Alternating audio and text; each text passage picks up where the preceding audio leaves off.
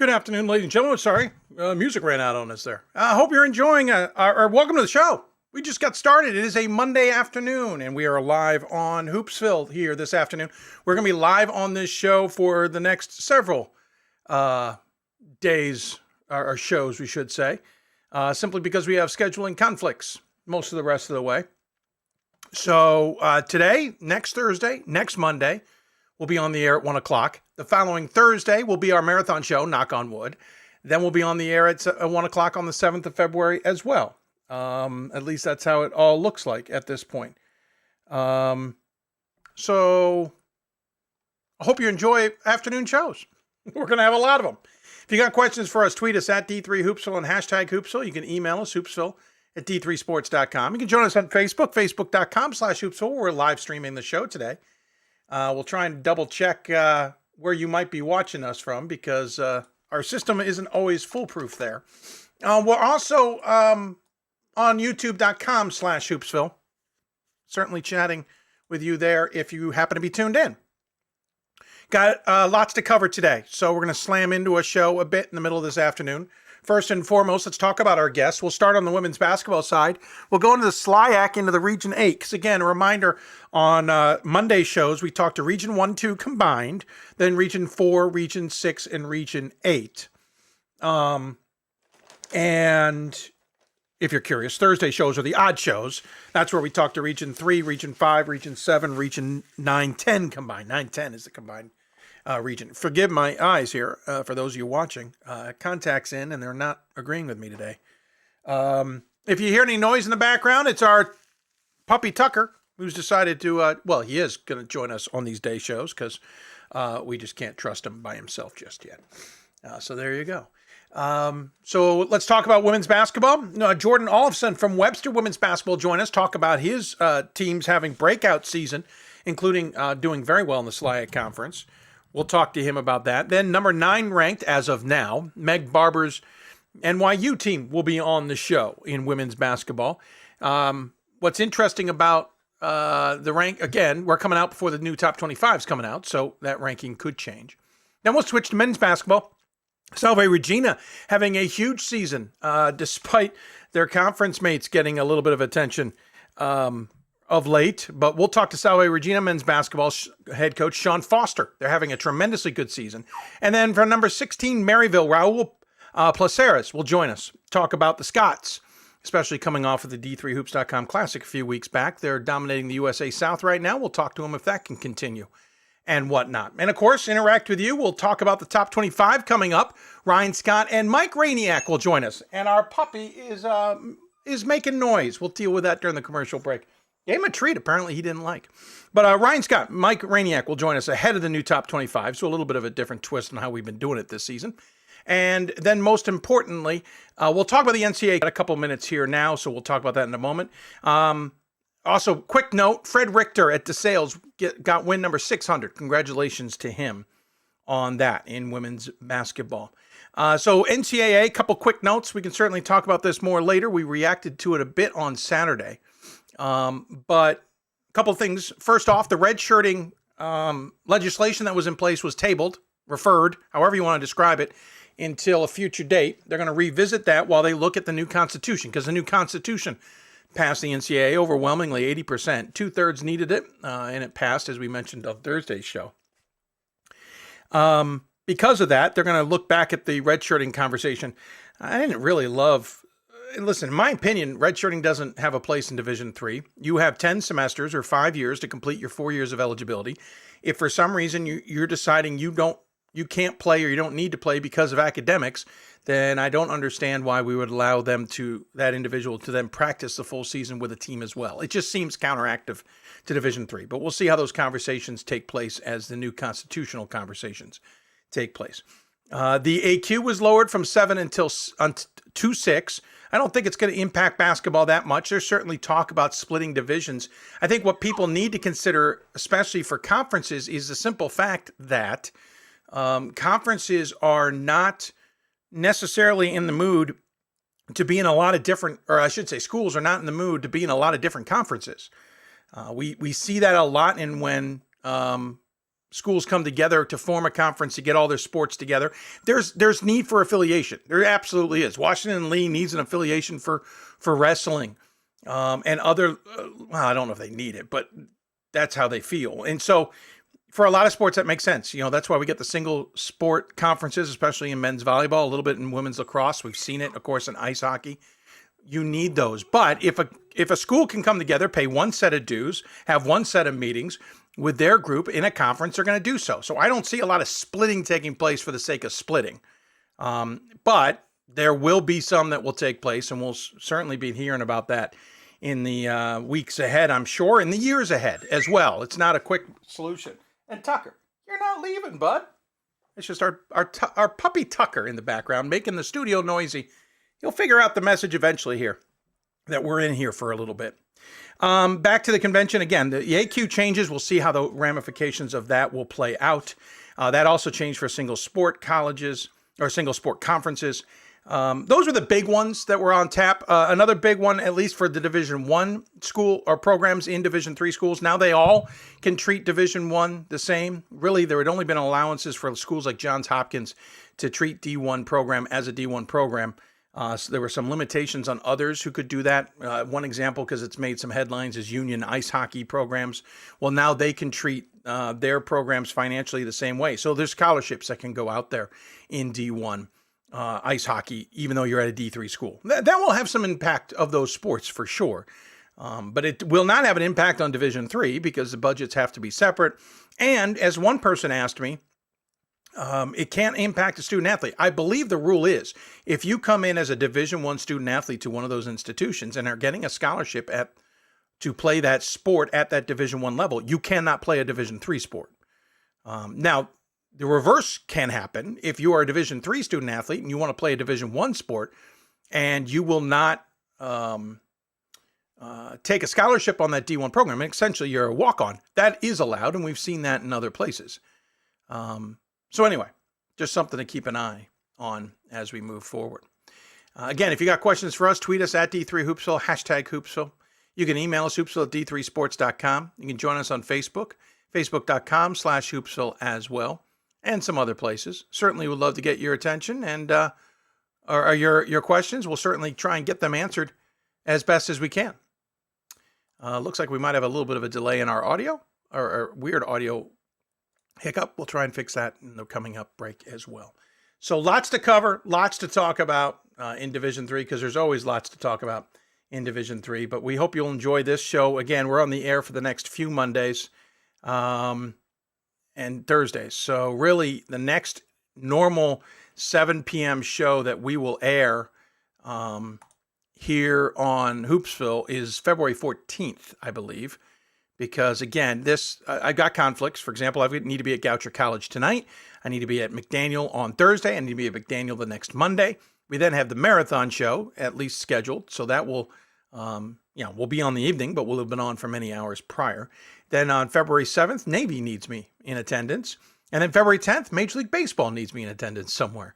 So they all pay the bills. And as a result, we're just moving the show around to compensate.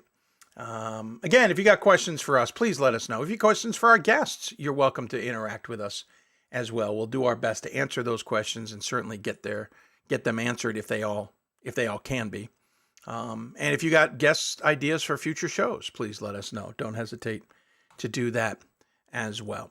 We'll take a break. When we come back, we'll get things going. We're going to start with Webster women's basketball. Jordan Olufson will join us to talk about his SLIAC leading squad and just how good they are this season and maybe flying way under the radar because last top 25, they weren't getting any votes whatsoever. You're listening to Hoopsville, presented by D3Hoops.com. Of course, we come from the WBCA NABC Studios, which are, more NABC than WBCA, but we still love giving the WBCA a little bit of love. If you got questions, please let us know. Our guests, of course, come on the Blue Frame Technology Hoopsville hotline, and we'll look forward to talking about Blue Frame here in a bit. If you happen to be watching our show on the big screen, we certainly appreciate that. You might be watching on Amazon Prime. Maybe you're watching it, or Amazon TV, I should say. Maybe Apple TV or Roku TV or Android TV. Whatever the case may be, we hope it is worth seeing us on the big screen. If you're watching us from your office, by the way, let us know as well. A little bit of a twist this year being that you can watch us in your offices or being on a day show. So please let us know. We'd love to know that it's working out for you as well. So there you go. We'll take a break. When we come back, plenty more Hoopsville, and we hope to hear from you as well.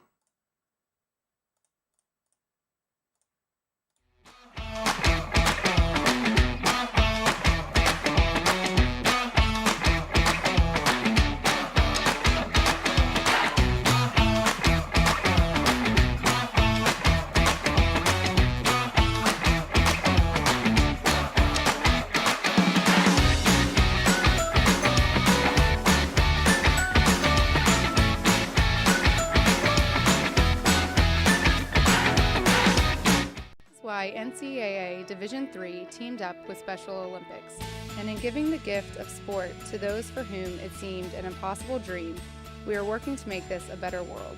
Help us keep that dream alive. You can make a difference. I did receive a non-athletic scholarship upon entering school. I got the presidential scholarship, which was huge for me. I think there's more opportunities for academic scholarships in Division III. I did receive academic scholarships. Just being involved on campus, being a leader, all those things combined kind of get me recognized. It's a great experience for me.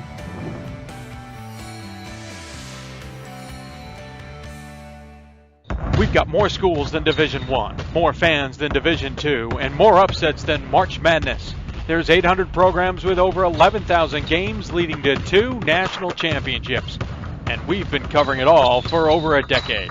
From Eastern to Occidental, from Puget Sound to Piedmont, from Southwestern to the University of New England, and from Hope to Calvin. Nobody covers Division III basketball like we do. We're at d3hoops.com at www.d3hoops.com. Football has taught me a lot throughout my life. It's definitely had a huge imprint on who I am as a person. Competing at a Division III level created that opportunity for me to go to college.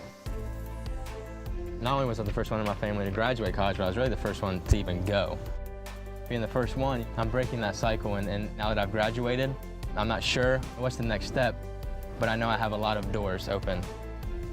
And a lot of those are open because I played football and ran track here at Otterbein. It's on us to stop sexual assault. In any way that we can.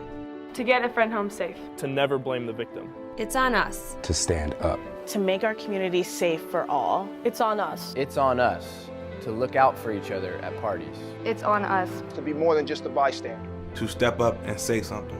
It's on us, all of us. To stop sexual assault. Learn how and take the pledge at itsonus.org.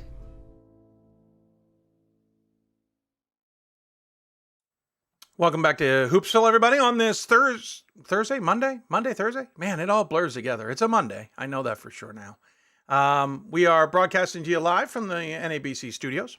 If you got questions for us, tweet us at D3Hoopsville or hashtag Hoopsville. Email us, hoopsville at d3sports.com.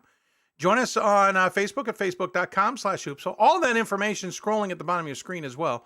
I might change the format of that someday as we continue to tweak with the look of the show.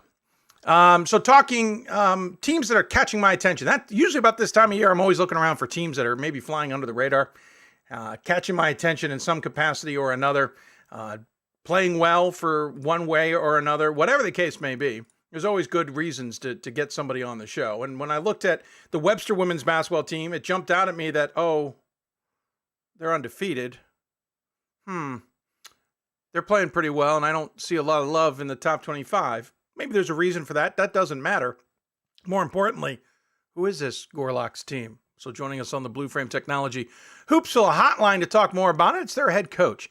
It is Jordan Olufson. And Coach, first and foremost, thanks for taking the time to join us. I appreciate it. Second of all, congrats on the start to the season. I appreciate that. This is awesome. Yeah, we've got a great group and pretty proud of what our program's been about, and we appreciate the time. Absolutely. Again, 13-0. Not too shabby. We got a few games in there that haven't been played. We'll cross that bridge in a moment. But I mean, listen, 13-0 stands out because I can't think of the last time you guys started this well or are playing this well. Maybe I'm mistaken, but you know, it's hard to go 13-0, especially in conference when you're 4-0 and teams know you. How's it gone so far from your perspective?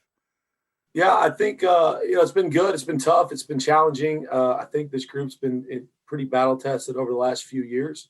I think it's just the anxiety of last year, and our kids are pretty focused on, hey, we get to play today, and they kind of just take it with waves and understand what might or has happened to us, and we don't talk about anything else besides getting better every day, and this is something that's been bought in from our seniors to our freshmen now, and just pretty encouraged where we're at right now. Yeah, I mean, you got to be encouraged when you're undefeated, right? Season started off with wins at Anderson, and then you played at home against Dominican and Lake Forest, got big wins over them. That's the other thing that jumps out at me is you don't have a lot of close games. I'm actually scanning through to find a close game. I see a 12-point game that you played just recently against Westminster. That might – oh, no, there was an 8-point – no, that's a 12-point game too against University of Health Sciences and Pharmacy. You don't have a lot of close games. Augustana may have given you your best run. Is this offense or defense driven? I think a little bit of both. I mean, when we've been here, I think this is, we've been here 13, 14 years, and, our foundation has always been defense, pressure. We want to force turnovers. We want to get steals. So what we do now, we couldn't do. So our alums are always asking, Coach, why couldn't we press the way we, 13 years ago? We just didn't have the rotation, the kids to do it. Sure. We do 5, and then, hey, we got to figure out how to do. But, I think our pace of play is kind of something that we really stress and practice, from our transition stuff to whatnot. So I think it's a little bit of both. I mean, our defense creates a lot of offense, but, we're pretty skilled on the offensive side. So I want to say balance, but probably lend a little bit more to the defensive side. Looking at the team in terms of youth or senior leadership, you have a lot of youth, not surprisingly, with COVID and classes and stuff and players who stay on. But you got a fair amount of senior leadership. You've got 4 seniors listed on the roster and a couple of juniors. So you kind of have a nice balance here. But where is it showing the most? Is it showing in the senior leadership, or is it showing in the gumption of younger players? Yeah, right. I think from a production standpoint, our seniors, we've got 5 seniors, 4 that we start. And I think that, from what Hannah and Addie and Freeman and Nay do for us, Freeman's a big time defensive player for us. Addie's defensive and kind of an offensive monster for us. And Hannah's really grown over the last couple of years. And Nay is just, to me, is one of the most talented, skilled players in the country that, no matter what, we're fortunate to have her. So we get it from that, but then we get it from our youth. Julie Bodendistel is a junior. Jordan Grimes, a sophomore. We got a couple freshmen that step in. So I want to say probably 60-40 seniors, but we're getting a lot of stuff from our youth too, which is very, very great to see. You also have the all-name team. You've got more names to look at here that make you pause and figure out how to pronounce them. Yeah. But you have Addison and Naomi and Julie and Katie. They're kind of leading the way in scoring, along with Bethany. The first 3, double figures. I mean, Addison, 17.5 points a game. Naomi, 12.5 points a game. Addison, not that far from a double-double, by the way. Julie at 11.5 points a game, and Katie and Bethany bringing in 7.5 plus. So obviously that's good, and that's that mix you were talking about of the first 3 being seniors, the second 2 being sophomores. Actually, Julie's a junior. Yeah. So you've got a nice balance there. Have you, though, had to rely more from time to time on that bench than those 5? Yeah, I mean, I think there's been some games where we've either gotten foul trouble or matchups, and I'll tell you, Illinois College was one of the games that we played, and Illinois College is physical and whatnot, and it was our energy, our wave that we got from that second group that just kind of changed it. So that's the nice thing is, I feel like we've got about 8 or 9 kids that could start, which is always a great problem to have for coaches. And, there are games where we kind of know what our starting group's going to do and bring to the table. And when we get it from the second group, we're even better. And that's anybody. But I just feel like we're pretty special in that area. Listen, if you look at the last few years, this team has certainly shown up. 19 wins in the 17 year, 20, 17, 20, 11 during the COVID year last year. But for the most part, you've also taken your lumps in the SLIAC. And I think that's what jumps out at me at this point. Granted, 16-2 in the 2020 season, and 8-1 last year in the COVID year. And I'm now seeing, 4-0, but you're dominating so far. And we'll talk more about games you'll have to make up. But what I'm seeing is it looks like you got a program that's not only good overall, but you're good to rise above kind of the muck, as it were, in the SLIAC, in the sense that it can be a slugfest most nights in the SLIAC. And it seems like you're rising above that. Is that fair to say, or is it too early to say? Probably too early to say. I mean, I think, one thing that I want, and I've always stressed our league, is we got to make our league better. And everybody's got to do it. And I feel like when we got here, it was only, a couple teams, and then there was, okay, you might show up and win. And now, I feel like, just like the other night, there was a couple where you kind of looked at the score and said, wow, how did that happen? I just feel like it's more competitive now. We still got a ways to go, but definitely feel like probably the last 6 or 7 years, went from 4 to 5 to 6 teams where it's gotten deeper. And, but for sure, I think it's too early to tell.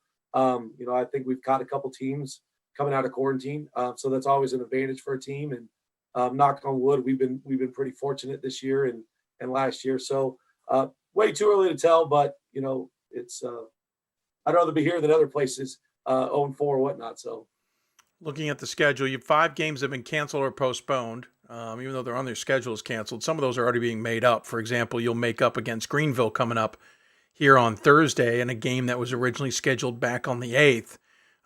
But we're talking with a little less pressure on you today because you're supposed to be heading off to Spalding, and that game's been called off. You've had 5 games called off. I don't know if you can get them all made up. A couple of them are non-conference, and in Monmouth, for example, and Mississippi University of Women, though technically SLIAC now, but it was a non-conference game for you guys. Yep. First off, do you think you can make up all these games that you're missing, or are some of these just off and never going to make up? I mean, we're going to try. I mean, I think for the sake of our kids, our seniors, we're going to try. I mean, the 2 non-conference games are probably going to be really tough. Our league went from a 14 conference tournament to a 6 to now an 8. So in a way, we make up one there. The conference stuff, our league has a rule where you get to make up 2 games. So right now, all the conference games will be made up. We might be playing about 8 games in 11 days or whatnot, but that's what we do it for, right? We want our kids to play, and and that's all we can do. So yeah, we're going to try all we can to make them up besides the non-conference stuff. Well, and then on top of that, if you're not able to make them up, I assume worrying about SOS and opponent records and common opponents and all that isn't as big a concern, because for the most part, the SLIAC's been a 1-bid league. Or do you need those games because you feel like maybe this is that occasion that you can secure an at-large if needed? I hope. I'm always optimistic when it comes down to that. We can only control, outside of our conference, we can't control who we're playing in conference and what that looks like. And, that's why we're trying to push for the league to get better. And, we were hoping for a couple of these games that we lost that was going to help us and whatnot. But, I hope we can have a great year. And if things don't work out, then we could get it at large. I mean, I'm proud to say that our program has kind of done that, but we'll stay the course and do what we do. You had the one game in mid-December with Mississippi University for women called off, and then the other 3 have been in January, and now a 5th one here in January. How hard is it to prepare for games and kind of have those games called off, or to some degree, is it just what kind of par for the course considering we're at least playing? Yeah, I think last year we were so good, and we got to like one of the last games of the year, and we're literally in the hotel 10:30 at night and find out that we can't play the next day. And we've talked about it with this group. I think this group has really done a pretty good job, and we talk to them every day like, hey, listen, we get to play today. Especially when we get to shoot around, we're like, hey, all right, it's game time. Let's take advantage of the opportunities. Let's not worry. Teams sometimes go through the year where you're like, oh, well, we still got 12 games to go. We're guaranteed today. So we've kind of tried to keep us kind of laser focused in that. And, but yeah, it's been a challenge. I FaceTime all of our kids when it happens, so they know when they get a FaceTime from me that it's bad news. You might want to stop that habit. I know. So yesterday we did it with like 9 players on the same FaceTime. So they're like, what's the bad news? So one of these days I just got to FaceTime and be like, I just wanted to see you guys. I just want to say exactly. Change it up on them. I know. So yeah, it's been a challenge, but I think they understand the landscape of what's going on in our country and whatnot. Again, you're able to play. So now you're not playing Spalding today. You're not heading the road, but you'll travel to Greenville on Thursday, followed by Fontbonne on Saturday, and followed by Greenville on Wednesday. So 2 of the next 3 against the same opponent, with Fontbonne sandwiched in the middle. I would say it's conference opponents to some degree. You don't have to prepare the older students on who those are, but the younger students certainly need to know. What do you expect from this next bit of run in the slack, and what do you expect from the conference as a whole? I think the league's going to be competitive. I feel like we've got a pretty dangerous road coming up where, and you know how it is, you play at home one game, you play on the road, it's way different. So, we're going into to Greenville, who always plays well, who's well coached, and, followed up with, which is crazy. We're still in January. We're talking about senior night on Saturday because we don't have any more Saturday home games. Oh, fascinating.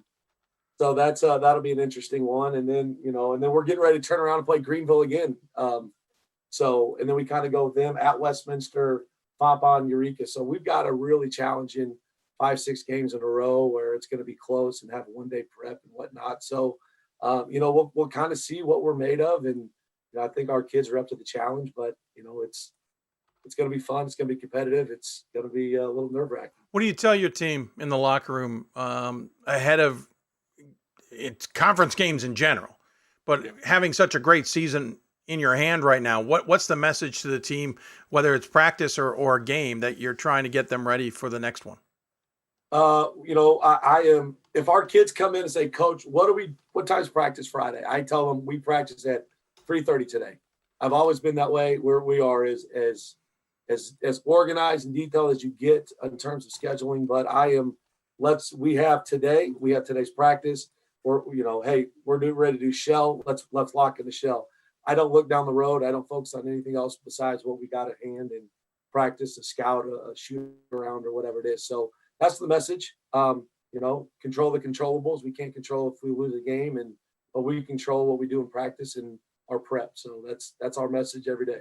A bit of a loaded question. You're undefeated, not receiving much attention in the D3 Hoops Top 25, rightly or wrongly. I don't vote in that poll. Do you think you should, or do you understand maybe why you're not? I get it.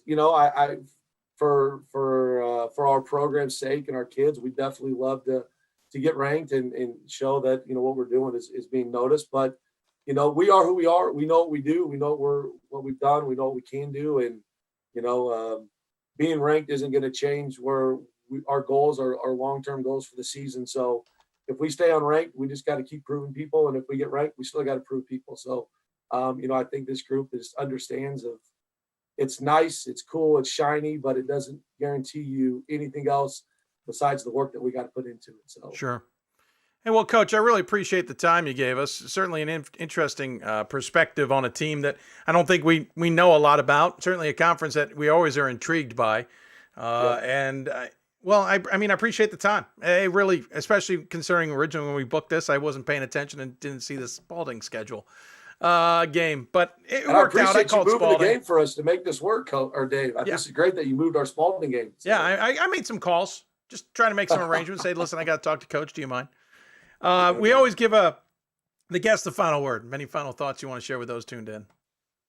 Man, I just, I think we've been able to build something pretty special here at Webster, and I hope people that don't know much about us, check out our game, see what we do, see what we're about, but become a big fan of Webster, because we are, and our kids deserve a lot of respect and all that. We appreciate this, so we appreciate the time, Dave. Well, I also appreciate getting fun mascots on the air. Gorlocks. I mean, come on. That's just outstanding. Hey, take care of yourself. Good luck. Enjoy the rest of the season. We'll look forward to catching up with you down the road. All right. Thanks, Dave. Absolutely. Jordan Olufson joining us on the Blue Frame Technology Hoopsville hotline. I forgot to look up Webster there in our little trusty book here about mascots, about the Gorlocks. By the way, no C in Gorlocks. I kept making that mistake while spelling things. We'll look them up later. When we come back, we'll jump on to a team that is in the top 10 NYU Violets, women's basketball, Meg Barber will join us. You'll listen to Hoopsville, presented by D3Hoops.com. Back with more after this. It's on us to stop sexual assault. In any way that we can. To get a friend home safe. To never blame the victim. It's on us. To stand up. To make our community safe for all. It's on us. It's on us to look out for each other at parties. It's on us. To be more than just a bystander. To step up and say something. It's on us. All of us. To stop sexual assault. Learn how and take the pledge at itsonus.org.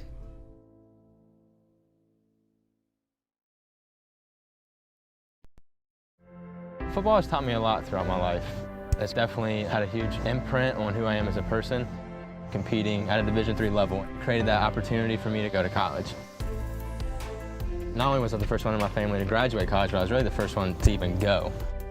Being the first one, I'm breaking that cycle, and now that I've graduated, I'm not sure what's the next step, but I know I have a lot of doors open. And a lot of those are open because I played football and ran track here at Otterbein. There are over 480,000 college athletes. Only 2% would go pro. That means over 470,000 will not get a shoe contract. No autographs. No private jets. No fan clubs. No Hall of Fame inductions. Instead, they will walk away with something much more valuable.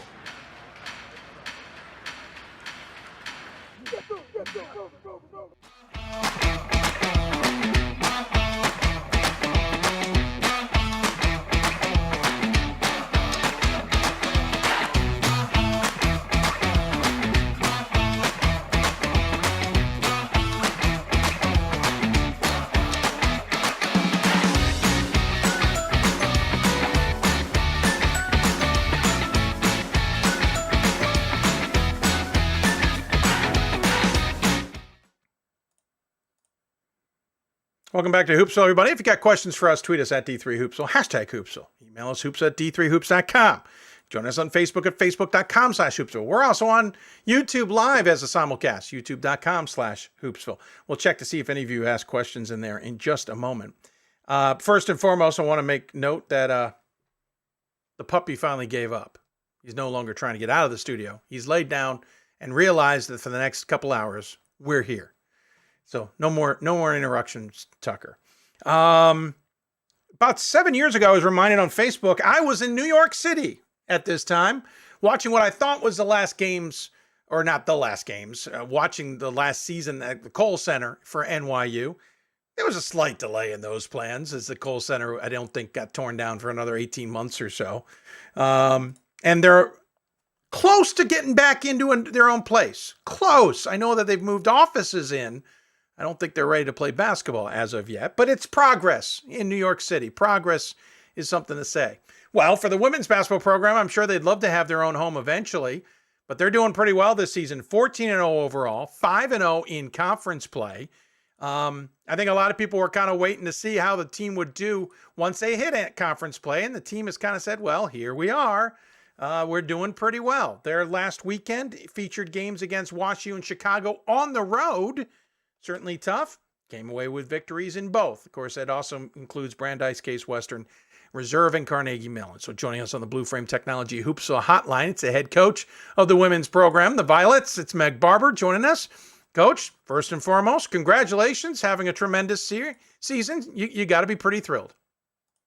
Yeah, thanks for having me, Dave. I apologize for my coaching voice.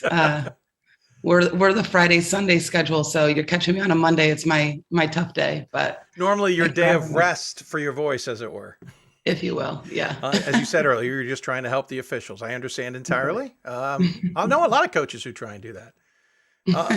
Hey, listen, again, 14-0. I think a lot of people looked at the preseason schedule. Some started to vote for you. I know I did. I went, okay, looks good. Nothing against your program, but I've seen this before. I want to see what happens when we get to conference play. Okay, we're 5 games in. Looks really good. What's the difference with the squad this year than maybe a prototypical year that would have given someone like me pause? Yeah, I think, the behind the scenes is this is definitely, I would say, the most competitive and well-rounded team we've had since I've been here, although it's only been 3 seasons.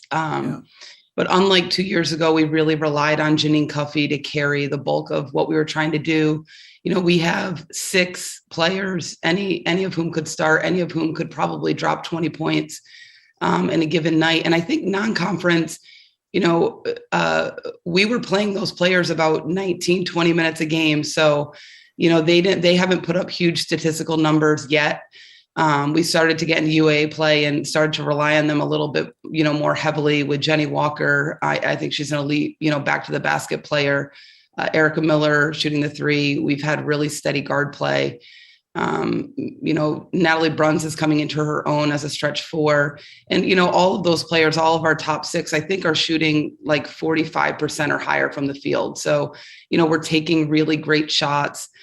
We kind of come at you relentlessly for 40 minutes. And so, I think the biggest thing is we're a tough out in the fourth quarter. So, for UAA play, we just got off a 4-day road trip, to be able to sustain that at Chicago last night was a really big test for us. And, I was just happy that we were able to sort of pass the test this early in conference play. And, certainly it doesn't get any easier this weekend, going up to Rochester Thursday, playing Friday, flying to Atlanta Saturday, and trying to finish off with Emory on Sunday. Yeah, I figured we'd get you in before things got too brutal, because who knows what's going to happen down the road. But listen, this team off to the best start since 2014-15, when the team went 15-0. So you're knocking on the door of breaking through that one. You've already broken through the following season, 15-16, when the team started 13-0. So you're already in an upper echelon with this program, the program that you certainly know well. But this team hasn't won a UAA title since 2007. So in other words, great start, but those 2 years didn't even end up with UAA titles. This thing is far from over. You haven't even made the turn in the conference play yet, as you pointed out. How tough is it going to still be the rest of the way? Yeah, unfortunately, our first 2 games back from break were canceled. So we went to Brandeis not having played a game in a month. And I tried to implore on our team how tough UAA play is. And I don't think they realized it until they got to Brandeis and played Brandeis. We were down 3 going into the 4th, and kind of just, put our foot on the gas. So you're right. UAA play is pretty brutal. I think, I look at the Massey ratings every once in a while. We right now have 6 of our 8 teams in the top 75. And so going on the road in those environments, the travel and all of that is pretty brutal. And also just the physicality of the league, the size is very different from what we experience in non-conference play. So I think the biggest factor for us has been the depth of our roster. Our practices are really mimicking UAA play kind of day in and day out. So when we're getting to the real test, we're well prepared with, what our second team, what our scout team, what those players are bringing to practice every day. It's interesting because I look at your roster. You got 9 players who are juniors, seniors, or graduate students. But in reality, you've got 3 players who have a wealth of UAA experience. Even that junior class, for lack of a better description, has had just 1 year under their belt of any experience in that matter. And then everybody else, of course, has no experience going through the UAA. So you're leaning on, hey, 3 players who can go, hey, coach is right, by the way, this is going to be tough, even if it doesn't look so on paper. That's got to be a little bit of a steep learning curve. Yeah. Our seniors, we have 2 really great senior captains. They were trying to almost, sell the rivalry between WashU and NYU to the players who have no concept of, how hard it is to win there. We hadn't won at Chicago, I think, since like 2016, maybe. Wow. Up until yesterday. So you're right. We're starting 3. We're just calling everybody rookies. We're starting 3 rookies. And I think there's a few of our rookies that have yet to really explode onto the scene that are kind of quietly getting better.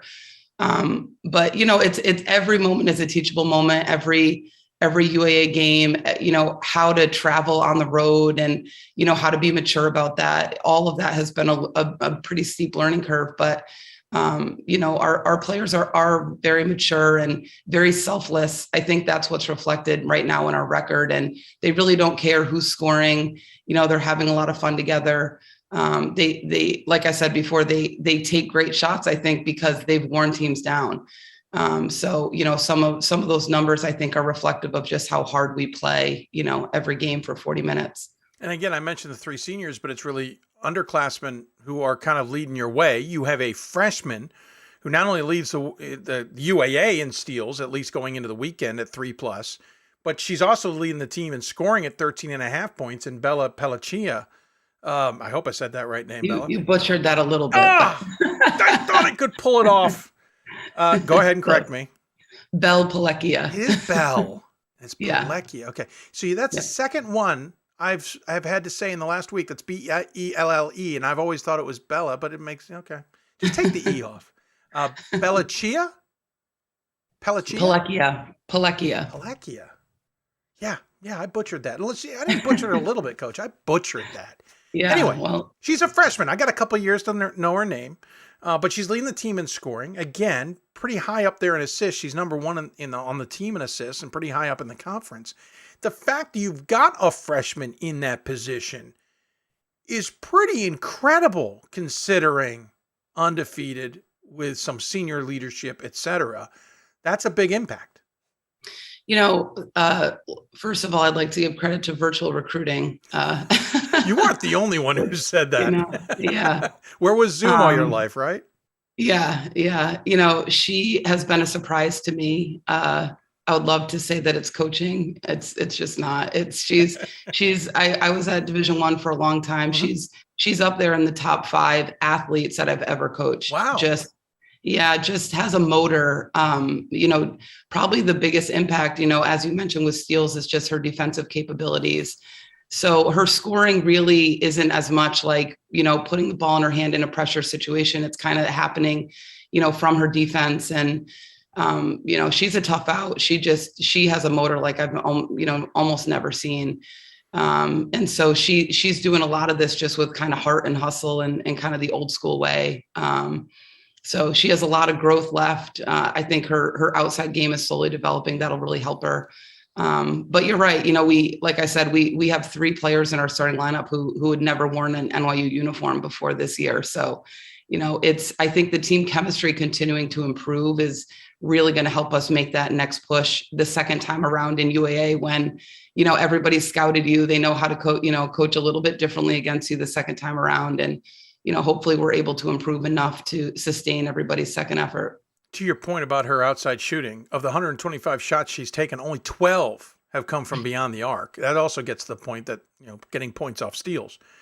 In the meantime, Jenny Walker, second on team at 13 points a game as a junior, hasn't taken a single shot from outside the arc.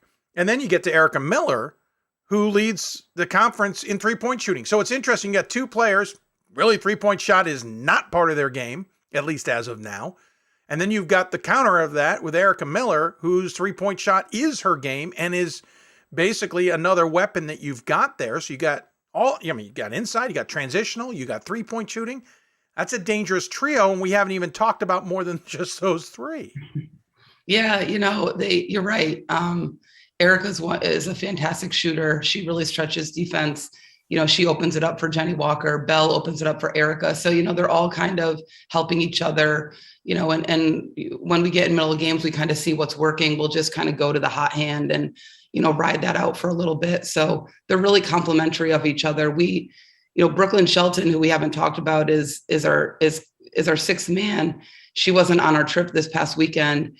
We missed her, and we had a senior step in, and Bianca Notriani and play incredible minutes to help us get 2 wins on the road. So, as you mentioned, we're kind of doing this by committee. We're not one of those programs that says, okay, Jenny, we really need you to score 30 and have 20 rebounds tonight.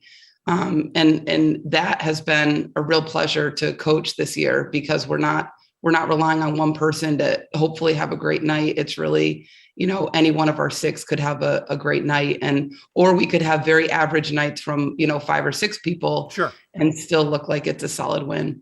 Well, and to your point, there's 3 more players we haven't even talked about. Brooklyn Shelton's played in 12 of the 14 games. She's scoring 9.3 points a game. Jordan Janowski, 9.1 points a game, and Natalie Bruns at 8.9 points a game. So you've got 3 there who easily could be in double figures with a couple of good nights. And while there's a drop off after that in terms of scoring, there isn't a drop off in terms of minutes and there isn't a drop off in terms of games played. You are playing deep, as you've mentioned, you've kind of had to in some cases, but you also have depth to kind of spell different places here and there. And that's going to be beneficial, not only on a UAA weekend, obviously, but that's beneficial should you still be playing in March. For sure. I've never had to make so many adjustments as a coach. We had 12 new faces on October 15th that I had never coached in practice. And we thought we knew what we would do. And then, a couple games in, we changed it. A couple games in, as players developed, we changed it again. Natalie Bruns, as you mentioned, averaging, I guess you said 9 points a game. She had 17 last night on the road at Chicago. So, as they continue to get better, we are able to play more players and, able to just do different things. Because it's been a learning curve for our staff. Like, oh, we're good at that. We didn't know we were going to be good at that. Or, oh, we thought we'd be good at this, but we're not. So, we've tried to just, get better every practice and kind of just take it one game at a time with what our game plan is and what we're trying to do. You're outscoring your opponents by 28 a game. It's 83-55 roughly. You're out rebounding, or you're out shooting your opponents by significant margin. You're shooting 47%. They're shooting 32%. 3-point shooting is a significant margin as well. And then again, get to rebounding, and you're out rebounding your opponents by 13. I'll be honest. What aren't you doing right? Well, UAA play is a whole different monster. True. So I think, some of those numbers are a little bit favorable to non-conference, but also, our non-conference was not, the scores were uneven, but like Vassar's a very good team. I told their coach after the game, I'm like, you're the best 0-5 team I've ever seen. They had at that point played like Springfield, Tufts, Williams, so they didn't have any. And since then they've gone like 10-1. They've gone 10-1 since they played us. So, so I think our competitiveness early on really helped us win those games. And that is what we need to sustain to get through the gauntlet of the rest of the UAA. Because all of the teams in the UAA, most of us did not have any type of a season last year. So, even Carnegie Mellon lost early, and they're a very, very tough team. Wash similarly lost early, and they're a really great team as well. So, I think there's a lot of games that we played still in UAA, and that will definitely help us should we get an opportunity for the NCAA tournament, just going through how tough the league is day in and day out. Yeah, it makes total sense. You talked about earlier the games lost. You were supposed to play at Baruch, and you were supposed to play Mount St. Mary. Games that are relatively close. They're not out of the realm of distance-wise, but are you going to be able to make those games up? One of them was on the road. One of them was at home, and we'll talk about that in a second. But are you going to be able to make those up? Can you find another opponent, or is the UAA schedule just too brutal that even a Tuesday game ahead of maybe home games or out of home games is just not going to be realistic? Yeah, that's a difficulty. We practiced at 8 a.m. Thursday, caught a flight to St. Louis, traveled Saturday to Chicago, played Chicago, got back at midnight last night. Today is our off day, also the first day of classes for spring semester. So a Tuesday game, it's like you're just kind of like throwing it up, like let's see what So, but we may look for that last week because Brandeis is a single game to squeeze something in Tuesday or Wednesday. But even the opponents that we lost, most opponents are focused also on conference play and trying to get their makeup conference games in. So right now we really haven't had any takers, but if anyone's out there that is interested in a last week of the season game, we certainly would love to pick one more up. I've brokered other games. You never know. Maybe we'll come up with something for you. The other point, and I said it at the beginning, obviously Cole Center gone bye-bye. You guys, I think, have played at Hunter for the most part since then, if memory serves, not counting this year. But this year, by the way, let's see, I want to get it right. I had it here a moment ago, and now I seem to have misplaced it. You have played at 3 different locations. Here it is. Hunter, the Brooklyn Athletic Facility, which is part of NYU, and the St. Francis College, which you're at now, all because of COVID rules and other stipulations. So forgive me, my contacts are driving me nuts here. How difficult is it? Not only we talk about scheduling, you got to figure out if a facility is available, but you're changing facilities. You may be practicing at different locations. It was tough enough when they left Cole Center. I know you weren't there for that necessarily, but you eventually had to take that on. Now it's a whole nother level. And oh, by the way, you might get to move into a new place sometime in the future. Fingers crossed. Right. I mean, that's got to be a challenge all unto itself. Yeah, it's made us, every game is a road game. We never practice at St. Francis, Brooklyn. We tipped off against Case. They were playing there for the first time. So were we. So wow. In some ways, I think it's almost muted, the whole road game feeling for our players in a really great way, because we're always on the road. We don't even shoot in the gym. We don't practice at St. Francis, Brooklyn.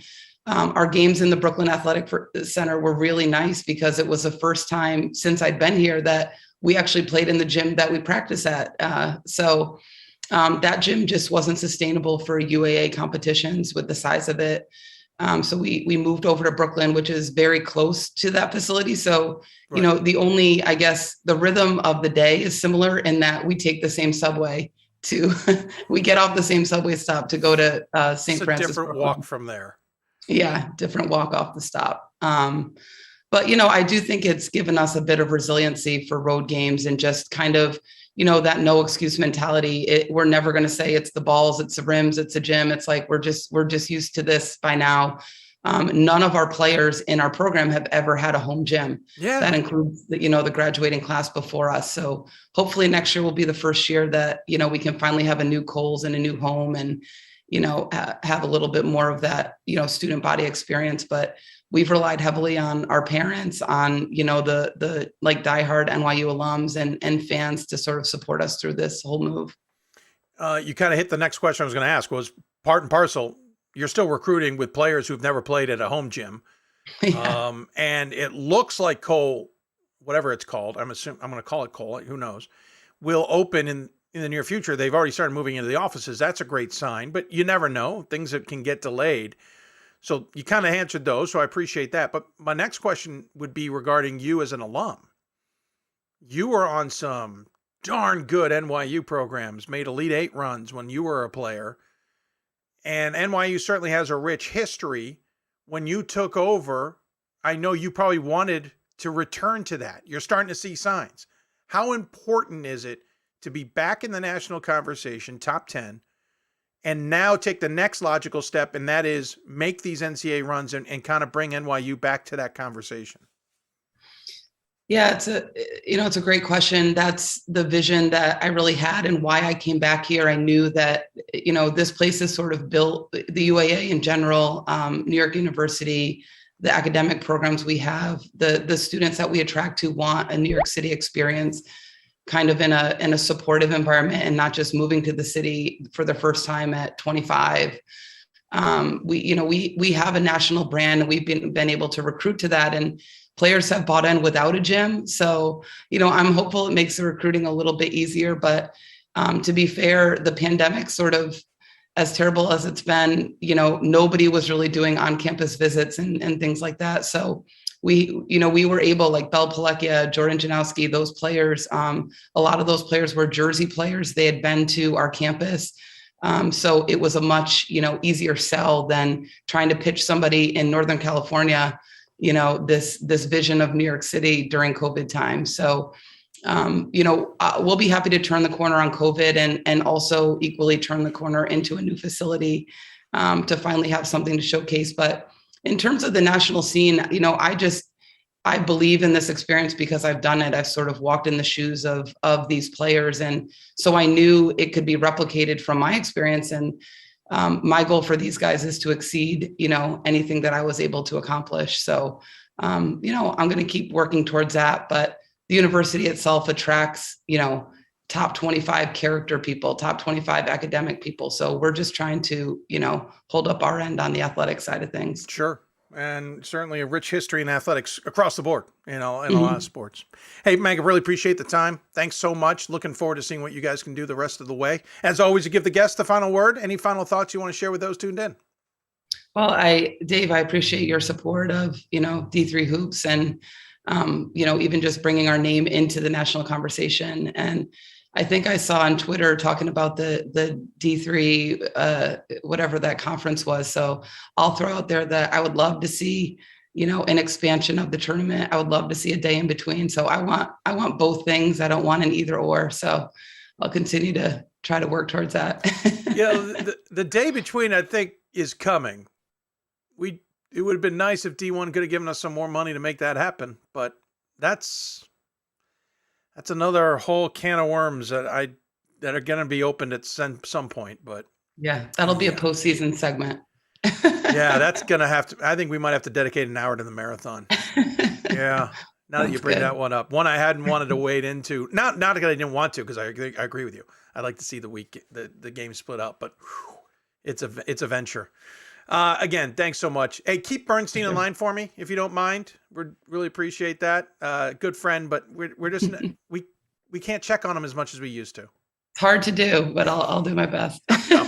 Fair point. Hey, take care. Thanks for the time. Thanks, again. Dave. Rest your voice. We'll talk to you soon.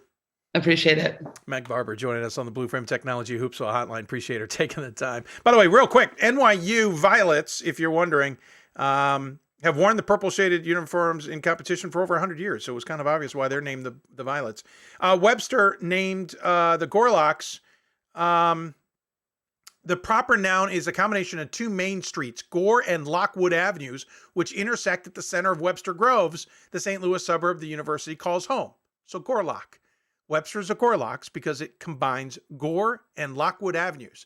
That is a Gordon man awesome, just for the record. I love that fact. We'll take a break. When we come back, we'll jump into men's basketball. We will talk to Salve Regina. Why are we talking to Salve Regina? Why aren't we talking about Salve Regina? They're having a breakout season.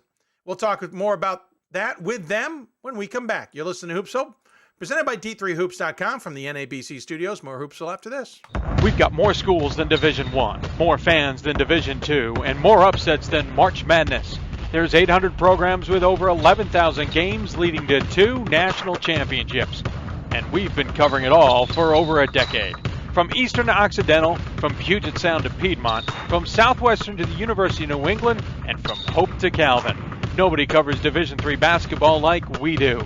We're at D3Hoops.com at www.D3Hoops.com. We've got more schools than Division I, more fans than Division II, and more upsets than March Madness. There's 800 programs with over 11,000 games leading to 2 national championships. And we've been covering it all for over a decade. From Eastern to Occidental, from Puget Sound to Piedmont, from Southwestern to the University of New England, and from Hope to Calvin. Nobody covers Division III basketball like we do.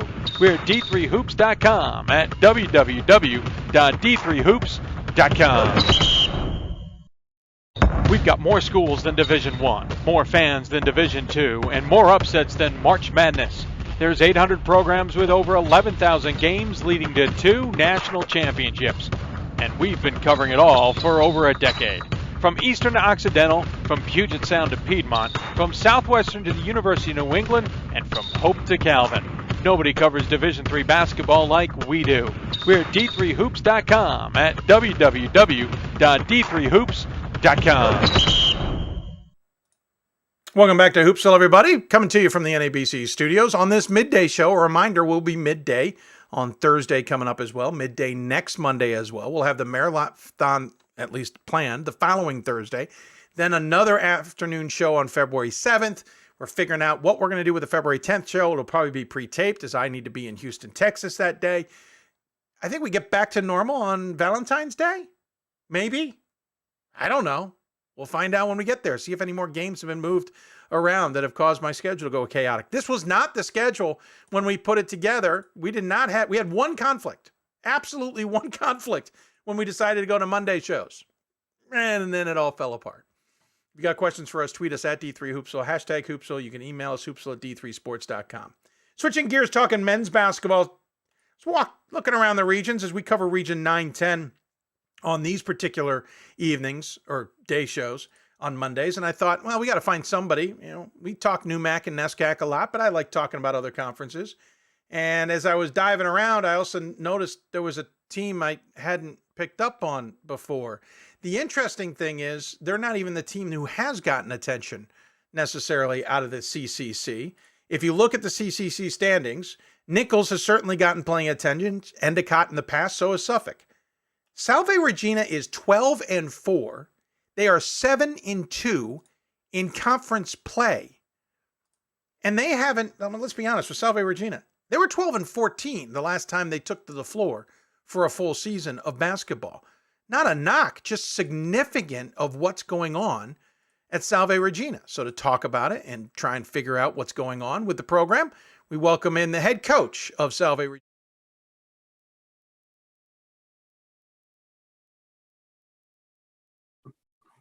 Sean Foster joins us on the Blue Frame Technology Hoopsville Hotline. Coach, thanks for joining us on the show. Congratulations on what is absolutely an outstanding season. We'll get into all of that, but you got to be just on the face of it thrilled. Yeah, thanks, David. Happy to be here and talking about Salve Regina and the Commonwealth Coast Conference. So it definitely had a solid start for our program and hoping to continue it through the second half of the league season. Here's what jumped out at me. Your 12-4 start. 2 of those losses came at the start of the season against Eastern Nazarene and then Brown, which, by the way, wasn't a bad game, 89-59 against Brown. You've lost 2 since, 1 to Nichols in conference play and 1 to Western New England in conference play. But you've gotten a whole mess of wins, including against Endicott and Suffolk, who had kind of been stealing some of the attention. You've beaten Babson. You've beaten Coast Guard. Connecticut College has lost to you guys by 15. You even got New England College in overtime. You have some really interesting and quality results on this overall schedule.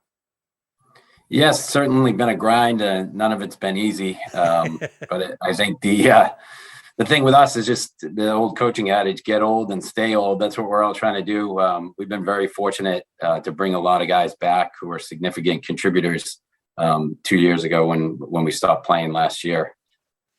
Well, here's the thing that jumps out at me. We go back to the 1920 season, not the year, 2019-2020 season. You were 12-14. The year before, 9-16. You were below 500 basically as a program back until 2013-2014 when you guys were 17-11.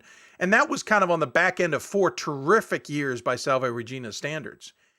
You said you brought guys back, and that's one thing, but you brought back guys from a 12-14 season. So what's the difference in this campaign?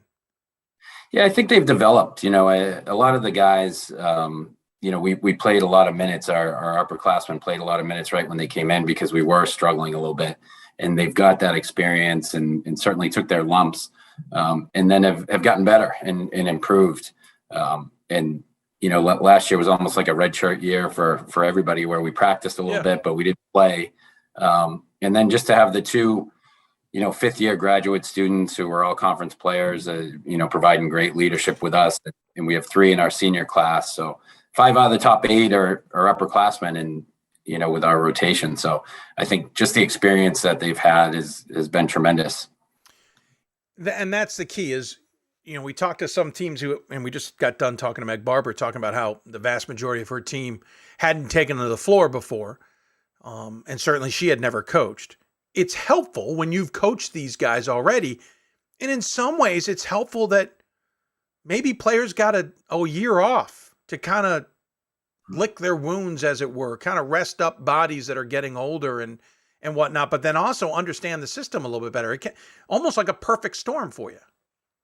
Right. It's certainly not ideal to not have competition. We would have loved to play a little bit. But they did, it's a year, the weight room's a big part of what we do here, a year stronger, a year smarter.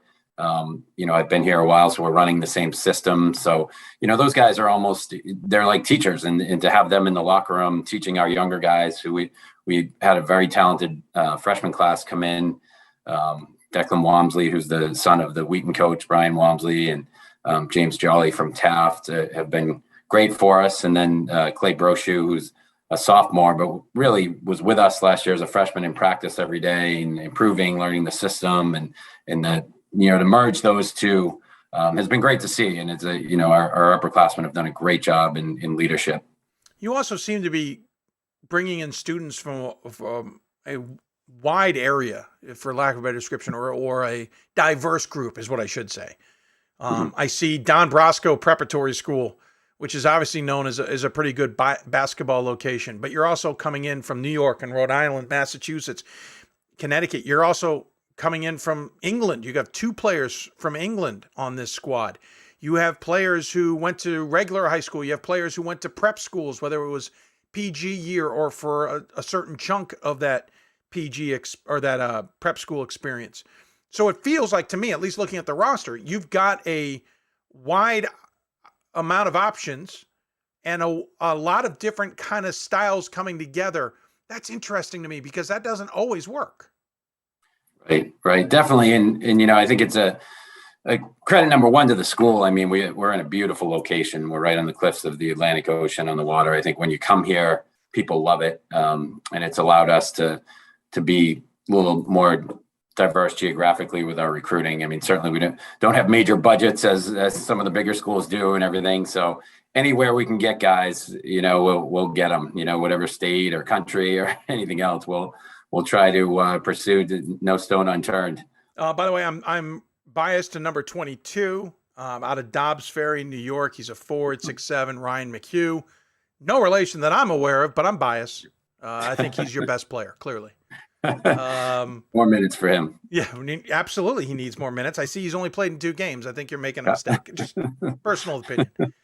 Speaking of the team, though, Mikey Spencer leading the way as a senior at 19.6 points a game. He's one of 4 guys in double figures. Cameron Collins, a graduate, he's at 18 points a game. Clay Brochu? Yes. Oh, I nailed it. Sophomore, 11.5 points a game. Kevin Kelly, who's a graduate, played in only 12 games. He's at 10.5. And then I don't want to forget a freshman and Declan Walmsley, who you mentioned, 8.5 points a game. So near the double digits there. By the way, Spencer Collins also 6.5, almost 7 rebounds a game per. So you've got offensively what looks like a lot of options. Yeah, certainly. And we'd like to, spread the ball out and have a lot of guys contribute. I mean, that'd be ideally the way. We certainly have those 2 seniors who, get a lot of attention. So the second time around in conference, I think that's going to even happen more. So some of those other guys need to step up and make some shots when they're doubled and tripled as they have been. Well, that might be the only other thing. Peasley getting 6 points a game, and then it's a significant drop off, and there aren't a lot of options, at least on the stat sheet, that jump out at anybody. So it is that core group, it seems, without the others. But as you say, as a season goes on, you get more experience, you start leaning on other guys because you're certainly playing other players. But RSU, do you feel you have no choice, that you're going to have to get more players involved? Yeah, I think, at some point, some of those younger guys are going to have to play some minutes, and they have. We've certainly not the only team to deal with this, but everybody's had their issues with the virus and with injuries and everything else. We started the semester missing a few guys and some of our older guys that first week, and had a couple games, rescheduled. Luckily, we've been able to make them up, but even in that time period, just more practice reps, more game reps, guys get a little bit more comfortable, and certainly the freshmen and Clay, who's a sophomore, but it's really his first year. I mean, those guys, now that they've been through half a season, you hope that by the end of the year, they're really more like sophomores than freshmen. To your point, you'll play Wentworth 2 of the next 3 games, all in a span of less than a week, the 25th and then the 31st, with University of New England sandwiched in between, on the road first and then at home against Wentworth. You still have Nichols and Suffolk ahead of you, which are both road games, and then you'll finish 3 of the last 4 at home, with the final game of the season being on the road against Gordon. Obviously, a lot still to play for in this Triple C, but this is a little bit more of a heavier top side of the CCC. I mean, Nichols certainly gotten attention before, and Endicott's had good seasons, but Suffolk is having a good season. You guys are having a good season. Roger Williams is 9-5 overall, 6-3 in conference play. It's a little bit more difficult at the top. What's changed? Is it strictly that everybody was able to hold on to really good talent over the COVID break and are kind of rising to the top now? I think it's probably a number of factors. I mean, certainly you had mentioned some of the teams that have been really successful in Endicott and Nichols in the last few years in our conference. I know they graduated some major pieces from their rosters, and some of the other schools have been able to retain some. Nichols reloaded, pretty quickly and are strong. But like you said, everybody in our conference, there's so many at the top with 2 losses, with 3 losses. I mean, that it's going to be really interesting down the stretch. I think there's great parity, and I heard Todd McGinnis say the other day on your show about, the different styles that conference plays in. I feel that way with our conference a little bit. Certainly everybody's into scoring and pushing pace and everything like that. But when you really break down systems and offenses and defenses, the great thing about college basketball is everybody plays different. So, the tough thing about that is you play these 3-game weeks. Like Todd was saying, you have one day to prepare. It's we're not flying everywhere like they are, but it is a challenge to get ready with your scouts and get these guys ready. So I think just down the stretch here, it's going to be really interesting in our conference. A lot of very solid teams. Yeah, hard to shake off the memory of one that you scouted for and then start remembering the second to get ready for. Interesting enough, listen, Nichols has played well in postseason. Endicott has played well in postseason, certainly carried the flag of the Commonwealth Coast Conference. So in my mind, anybody who comes out of the conference needs to be watched, but it feels like you guys are still buried under the NESCAC and the NUMAC. Is that a bone of contention, or is that something you guys almost take pride in? Go ahead, sleep on us. Here we come. Yeah, I mean, I think you have to be that way. I have a lot of confidence in our group, and I know the other coaches in our conference have a lot of confidence in their groups. I think you can see that through some of the scheduling. I mean, we play Brown, we play Babson, we play Conn, like anyone, anywhere, anytime. I mean, that's the deal. So, I think our conference can certainly play with those conferences. I know they have such great consistency over the years and have done so well in NCAA tournaments and other things. So they deserve the reputation that they have. But I think, whoever comes out of our conference could definitely make some noise in March.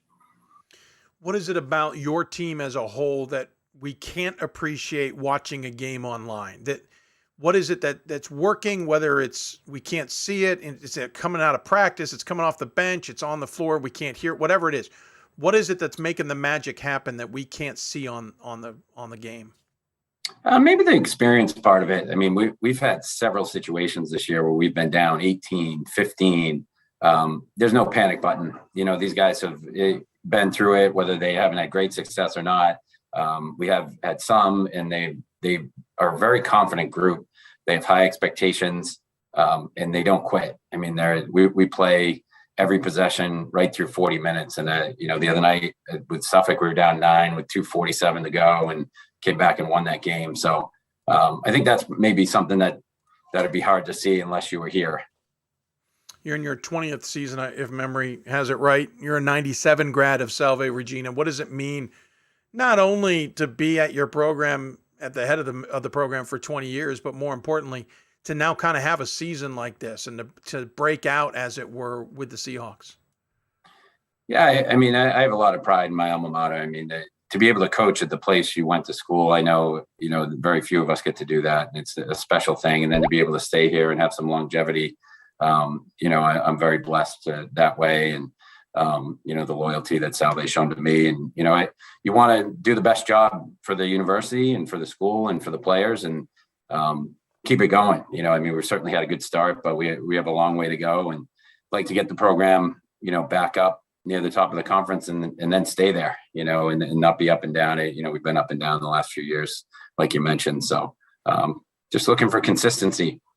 I notice you're a native of Foxborough. I'm assuming it's good that you have basketball to keep you distracted when normally you'd be distracted by something else of late. Oh, there's no question. I grew up about a mile from the stadium. The head scout of the Patriots was my neighbor. So I had season tickets in the 80s, but you couldn't give away a seat then. They were 2 and 14 every year. And that was a tough ending to the year, certainly. But watched with interest yesterday, but no rooting interest. I hear that. Hey, as a Bears fan, I understand all about the 80s. It was just a different perspective. Not to rub that in at all. That one in. Didn't want to rub that in at all, Coach. Yeah, 46-10 was on my wall somewhere growing up. Something about that, yeah. I moved to Maine a year after that. Trust me, it was an interesting experience. Hey, Coach, appreciate the time. Thanks so much. Great to get the perspective of a different team, as it were, in the CCC. Hadn't had you on, and I appreciate you finding the time to join us. Congratulations. It's a tremendous year. Hopefully it continues to move forward in the right direction. As always, we give the coach the final word. Any final thoughts you want to share with those tuned in? Yeah, I appreciate it. Thank you so much for having me and for everything you do for Division III basketball, and certainly getting the conference some attention here. The Commonwealth Coast Conference is great. They're great coaches, great people. throughout every sport. So very fortunate to be here, and thanks for having me. Well, thank you again. Congratulations. Look forward to seeing how it plays out down the road, and take care. Thanks, Dave. Here's Sean Foster, head coach of Salve Regina. Again, great season they're on undertaking. 12-4 overall, 7-2 in the conference. Technically puts them in first place in the CCC ahead of Nichols, Endicott, Suffolk, and Roger Williams. All of them 6'3" or better. I mean, Suffolk and Roger Williams are 6'3" in conference. Nichols and Endicott are 6-2. Salve Regina 7-2. Conference worth watching. Absolutely worth watching. We'll take a break. When we come back, we'll talk to a team that is in the top 25, but maybe they don't feel they're getting enough respect. Number 16 ranked Maryville Scots men's basketball coach Raul Placares joins us. He also has the distinct honor of being a first in something on this show. You're listening to Hoopsville, presented by D3Hoops.com from the WBCA NABC Studios. More Hoopsville when we come back. But first, we should point out, the National Association of Basketball Coaches works to further the best interests of the game of basketball and coaches and players who participate in the sport. The NABC thanks its nearly 5,000 members coaches, including the many Division III coaches who impact our game, for upholding the core values of leadership, advocacy, service, education, and inclusion. For more information on the NABC, log on to nabc.com.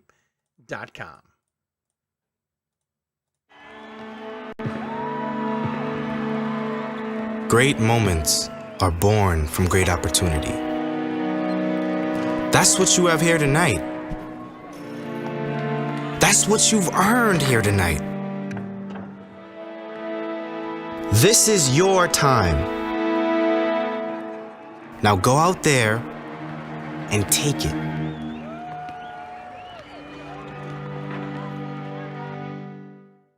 We've got more schools than Division I, more fans than Division II, and more upsets than March Madness. There's 800 programs with over 11,000 games leading to 2 national championships. And we've been covering it all for over a decade. From Eastern to Occidental, from Puget Sound to Piedmont, from Southwestern to the University of New England, and from Hope to Calvin. Nobody covers Division III basketball like we do. We're at D3Hoops.com at www.d3hoops.com. For the love of the game.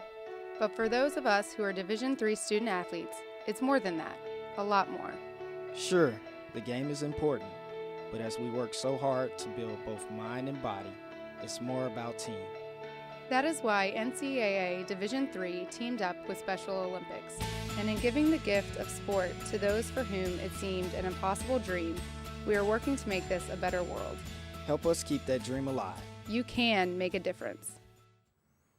Welcome back to Hoopsville. You got questions for us? Tweet us at T3Hoopsville. And the audio likes to go crazy again. There it goes. Back to normal, I think. Maybe. I don't know. I'm your host, Dave McHugh, coming for you from the NABC Studios. Thanks to our partners at the WBCA.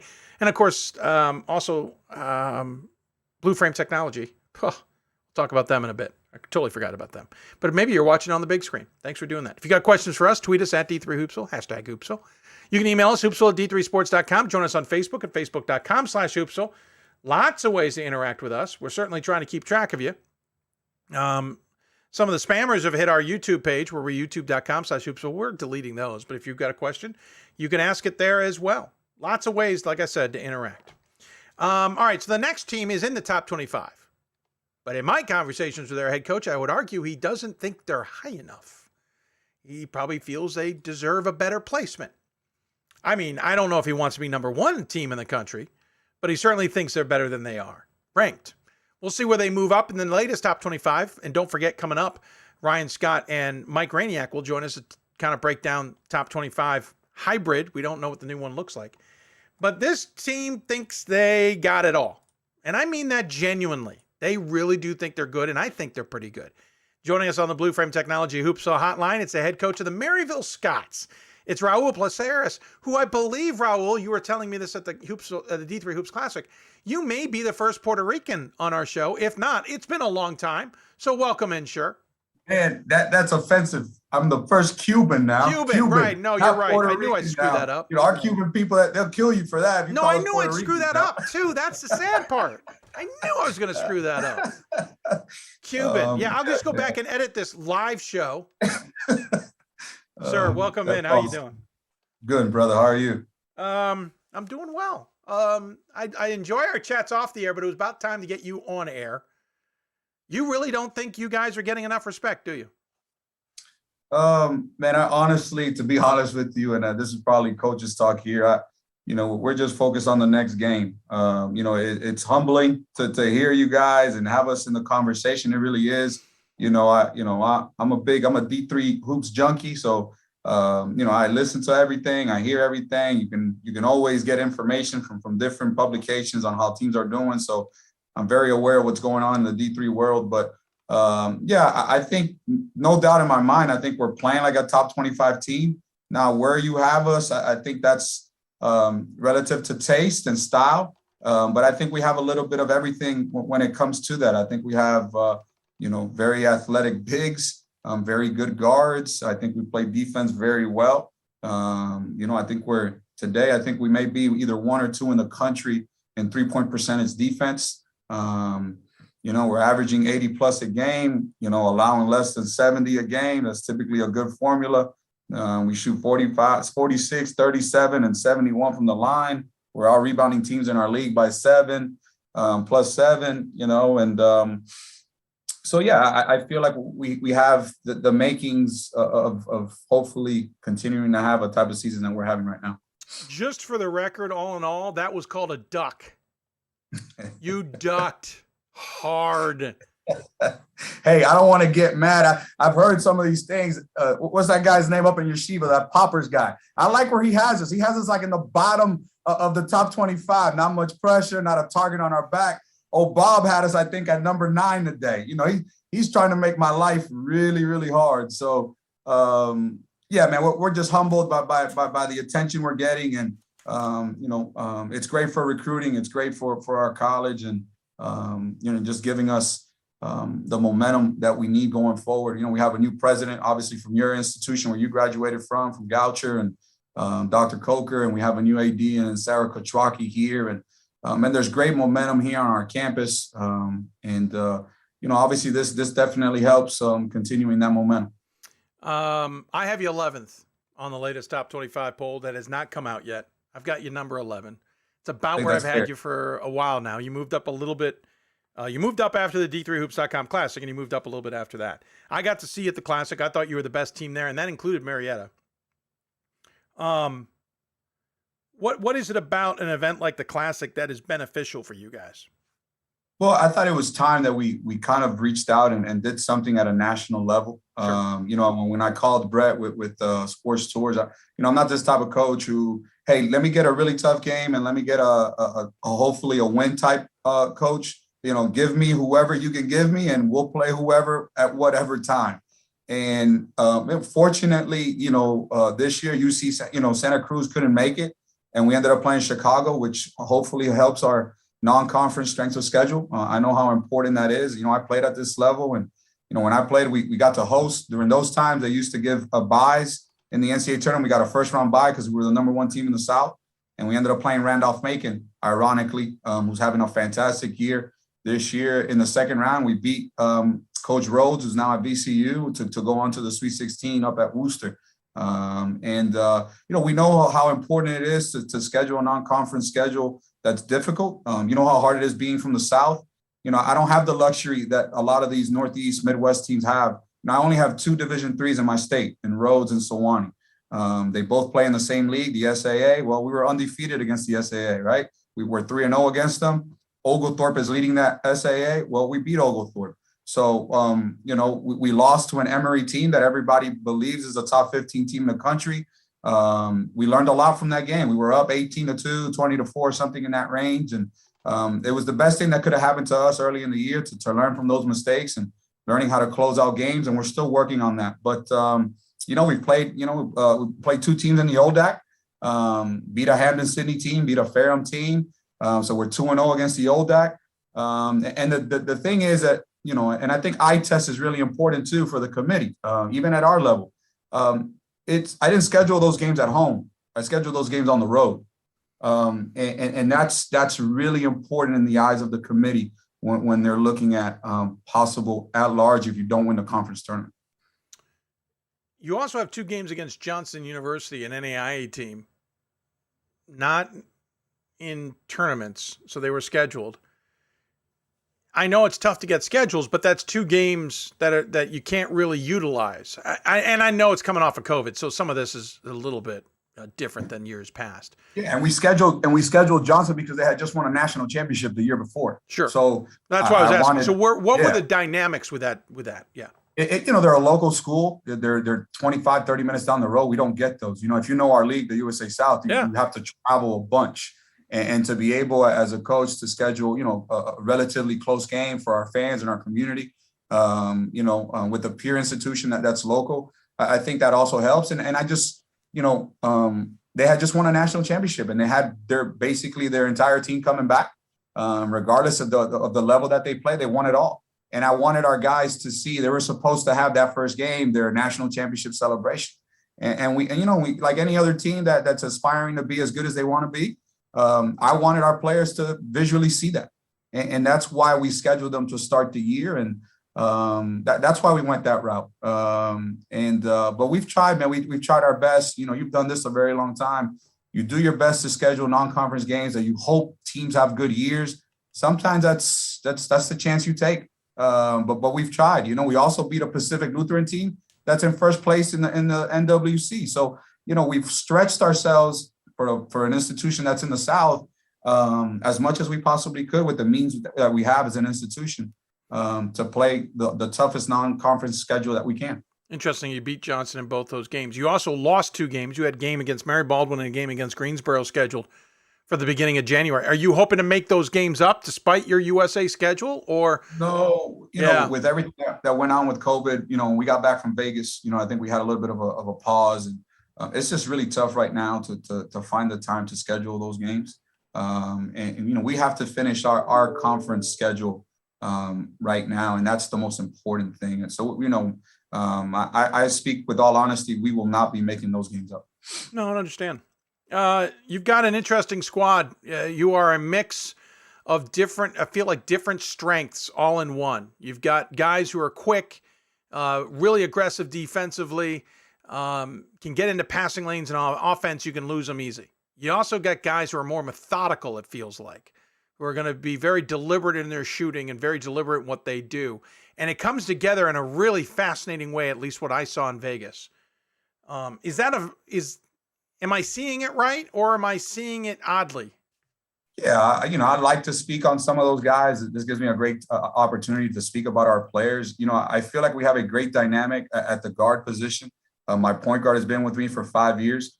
He's won 3 conference championships. Arguably, him and Miles Rejniak last year would have been co-MVPs if our league would have done an MVP for the conference. And that's a great luxury to have at the point guard position. His backup, Daryl Rice, whose shoes you like. He had those glowing blue shoes on the floor.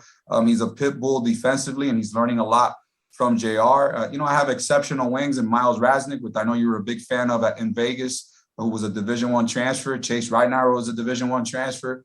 He had a big game last night. He had 22 at LaGrange on the road. And, I got a young man in Jacoby Coleman, who's top 5 in the country in 3-point percentage, shooting close to 50% from the field. And, and I can talk about, Daniel Jackson, Caleb Powell, who has a very promising future as a freshman. And then my bigs, Nicholas Clifton, had 19 points and 18 rebounds on Wednesday. And then last night, Felix Uadiale, who I know you love his last name. Man, he's as good as they are in the country. I really do. I feel that. I believe that. He had 18 points last night and 17 rebounds. I got 2 really solid bigs. And then off the bench, I got, our toughness guy, Cordell K, who has been Mr. Everything for us, takes charges. The unique thing about him, this is why it's important. This is why we win a lot of games. The guy has over 70 charges taken in his career. Okay. You need guys like that to be able to win games. And, I can continue, how it is. This is tough. You want to be able to highlight as many players as you can in your program. I just feel our depth is our strength. And I think as the season goes on, if we can continue to get good bench play and our starters do what they do, we give ourselves a chance to win a lot of games. Yeah, Rejniak leads the way, 15.7 points a game, 2.5 assists a game, 5 rebounds a game, 2 steals per game. Ua Diale, which I finally realized you just say every single letter that's in his last name and you nail it. He's got 12.5 points a game, 8.8 rebounds a game. Interesting enough, not a lot of blocks, but he doesn't have to. Ridenour, as you mentioned, 11 points a game. Sanders is a senior, 10 points a game essentially. He's at 9.7. 4.4 assists per game, an assist to turnover ratio of 2.5 to 1. Coleman, as you mentioned, 9 points a game. Another guy who's basically in double figures. And Coleman's got an assist and a half per game. And Clifton, as you pointed out, he doesn't put a ton of points up, but 7.8 points, 7.9 rebounds. That's a solid contribution. And that's just that group. There's certainly a lot of guys you play. You go deep off your bench. You don't come in waves necessarily, but you're willing to go to that depth. That depth is key for you guys, especially in USA South play, right? Absolutely. I think, and that's been a trademark of our program. We've been historically, we've been to 20 NCAA tournaments. It's not like, we've had just a little bit of success here recently.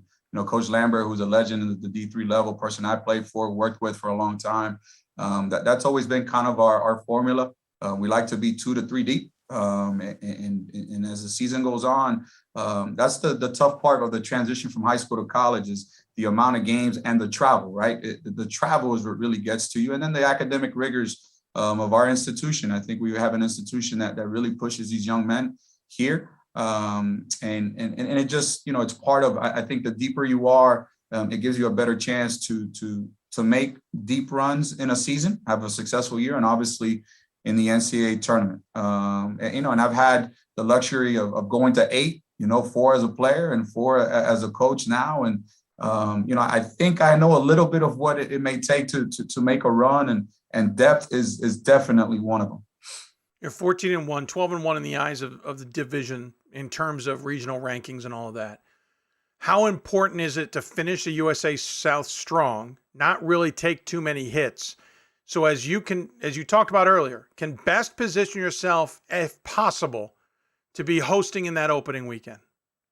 It's, how it is, at the NCAA, it's all going to be based on who makes it and how they can put you up in those quads from a location standpoint.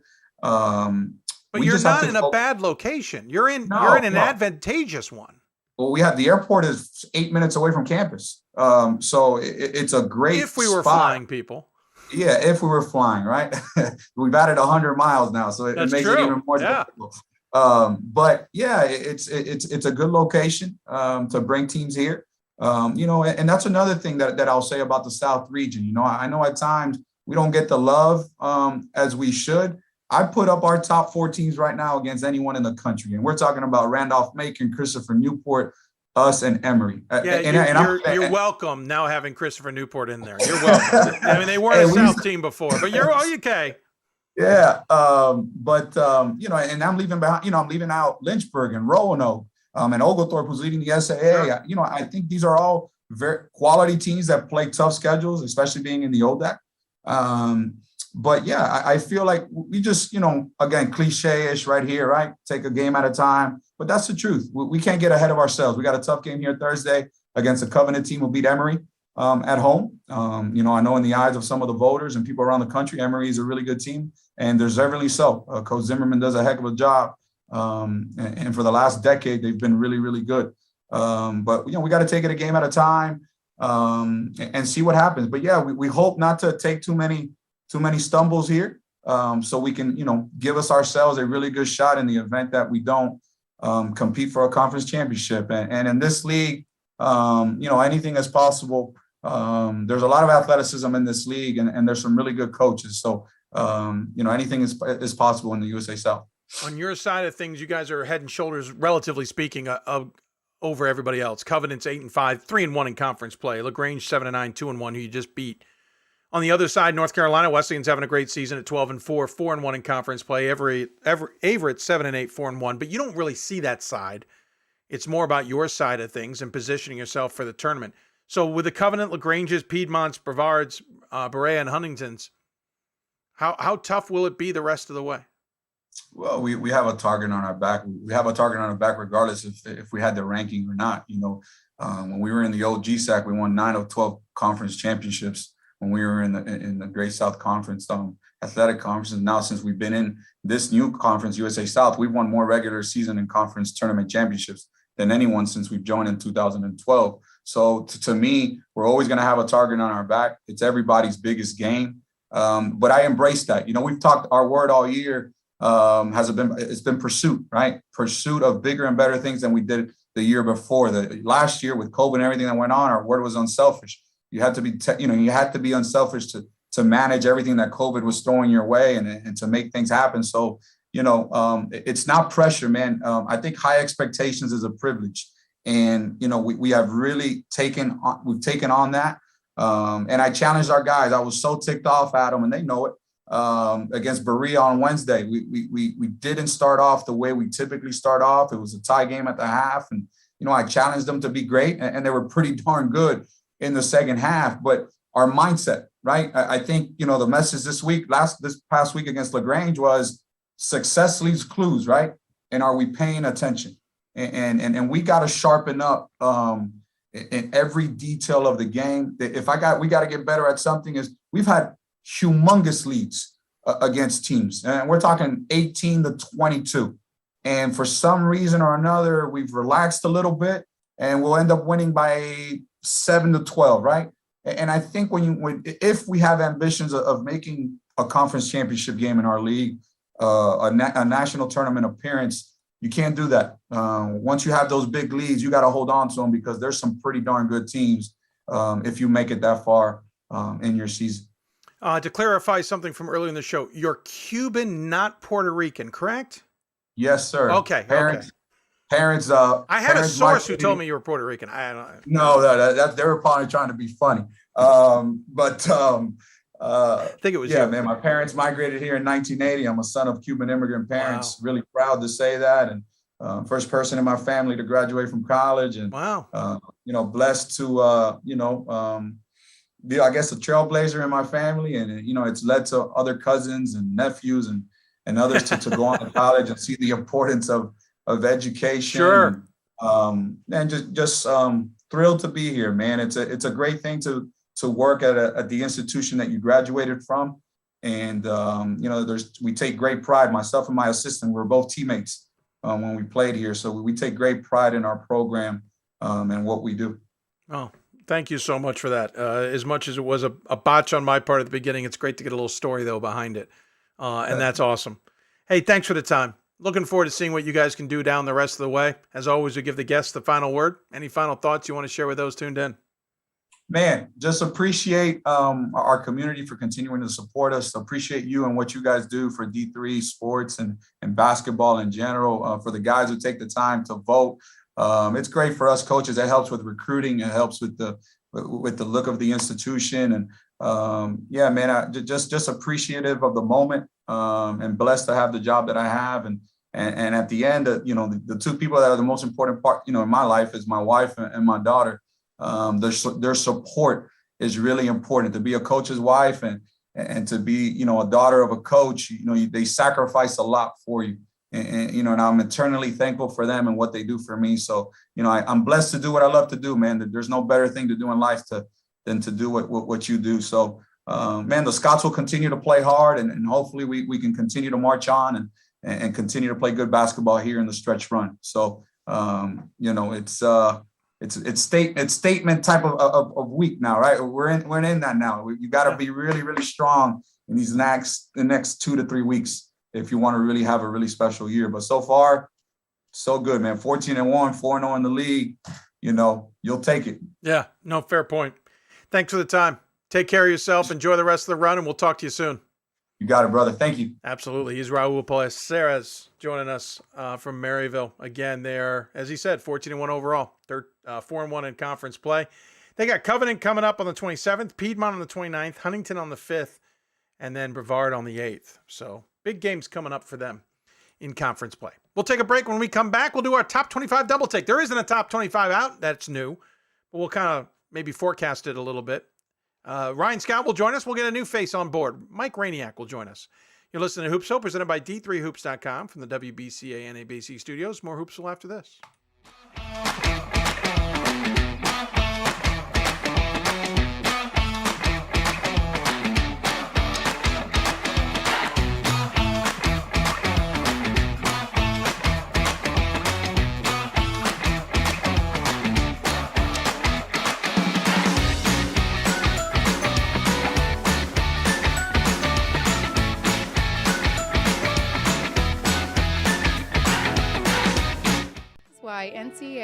Division III teamed up with Special Olympics, and in giving the gift of sport to those for whom it seemed an impossible dream, we are working to make this a better world. Help us keep that dream alive. You can make a difference. I did receive a non-athletic scholarship upon entering school. I got the presidential scholarship, which was huge for me. I think there's more opportunities for academic scholarships in Division III. I did receive academic scholarships. Just being involved on campus, being a leader, all those things combined kind of get me recognized.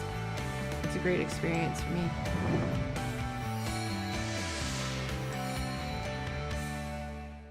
We've got more schools than Division I, more fans than Division II, and more upsets than March Madness.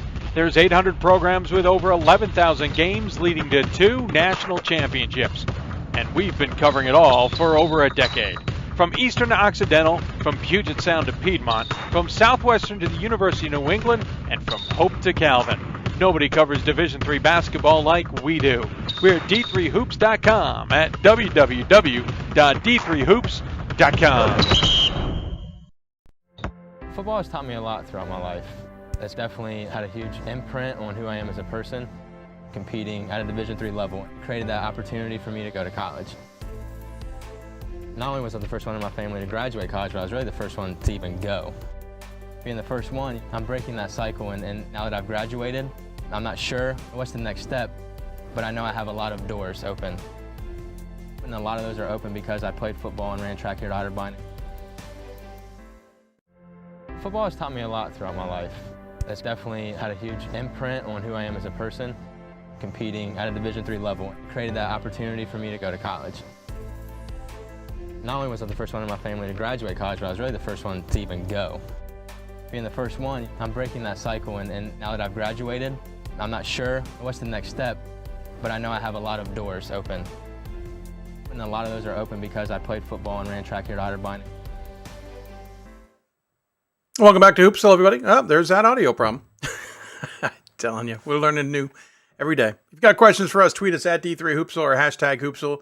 Email us, hoopsville at d3sports.com. Join us on Facebook at facebook.com/Hoopsville, where we're live simulcasting the show. And if you got questions, we'll try and find them in there.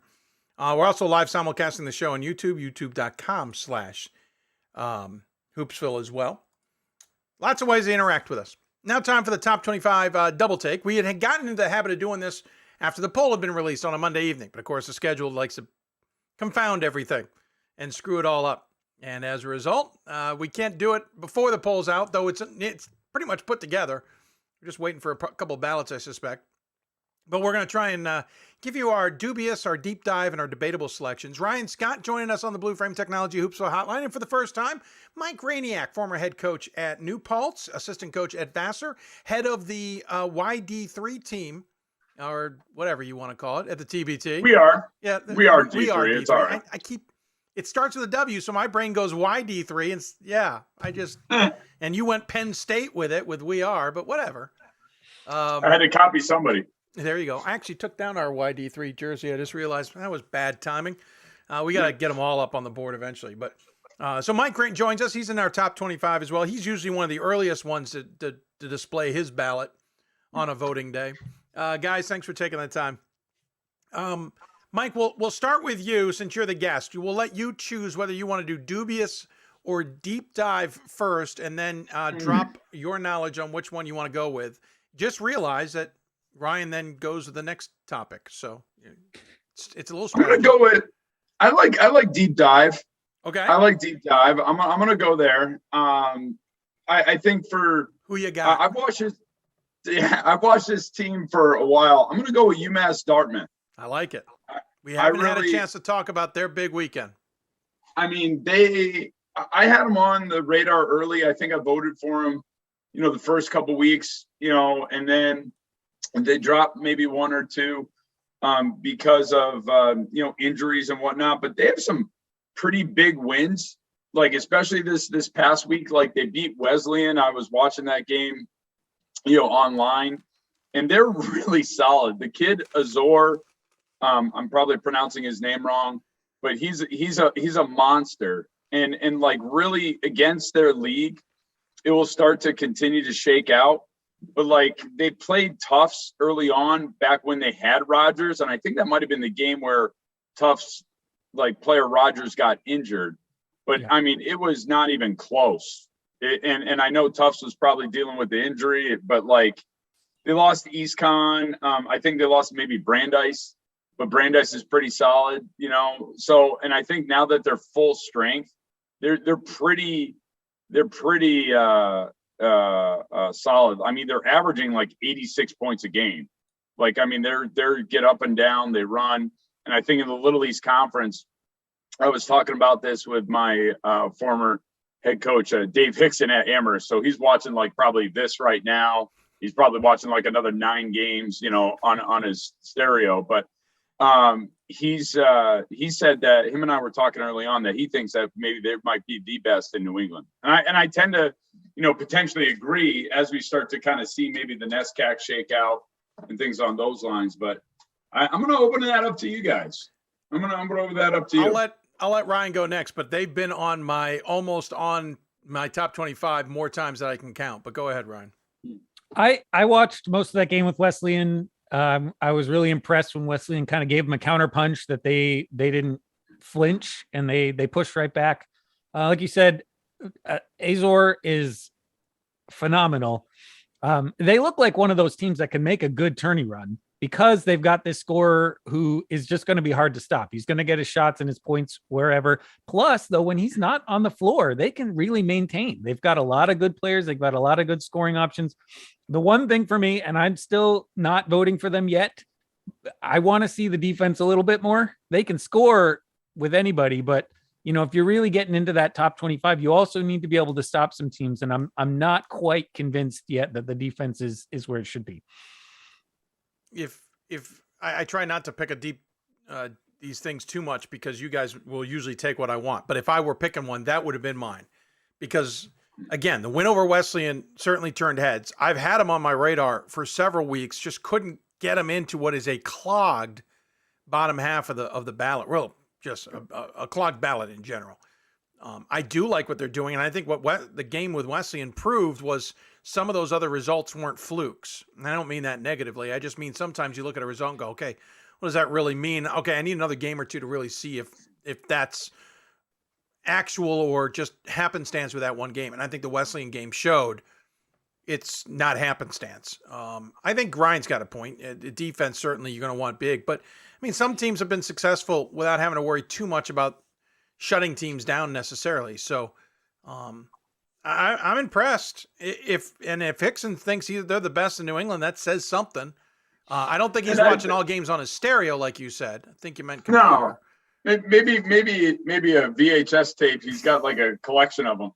But I think, you know, also UMass Dartmouth, this is a team where they're benefiting, you know, if you can benefit from a COVID year, they're more seasoned.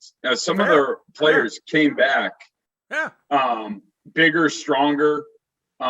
They benefited from that year.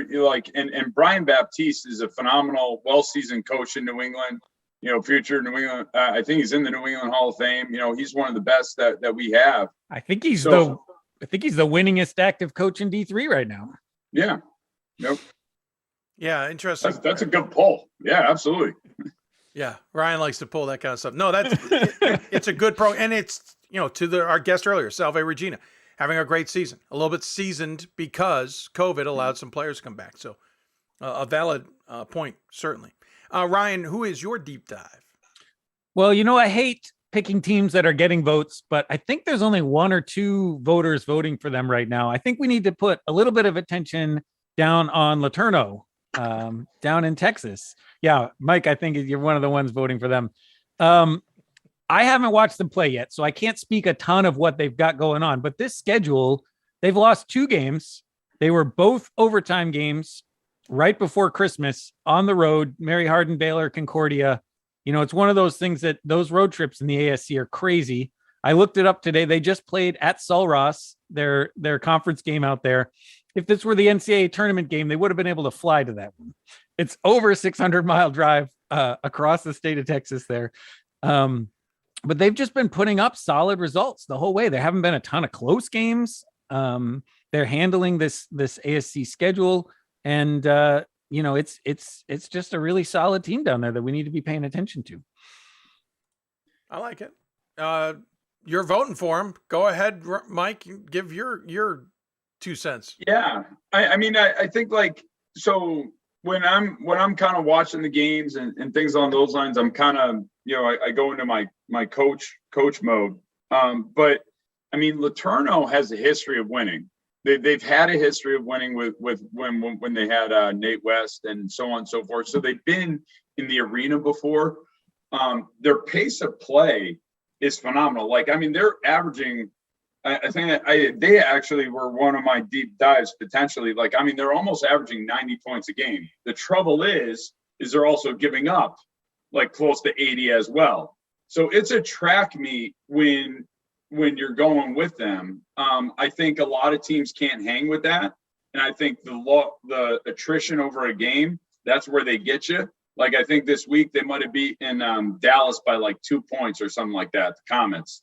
But that sort of pace of play, if that's you, then you own it. And they do own it. And I think like they're a different flavor than a lot of the teams that I'm voting for.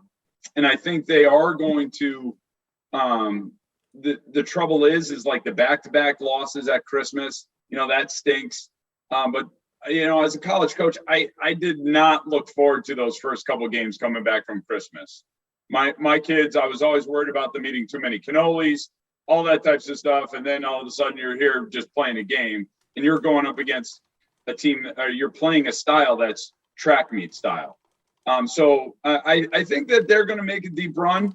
It's going to be interesting to see if they can tighten up the defense where they can expand the gap. Like we talked about defense earlier about making a run.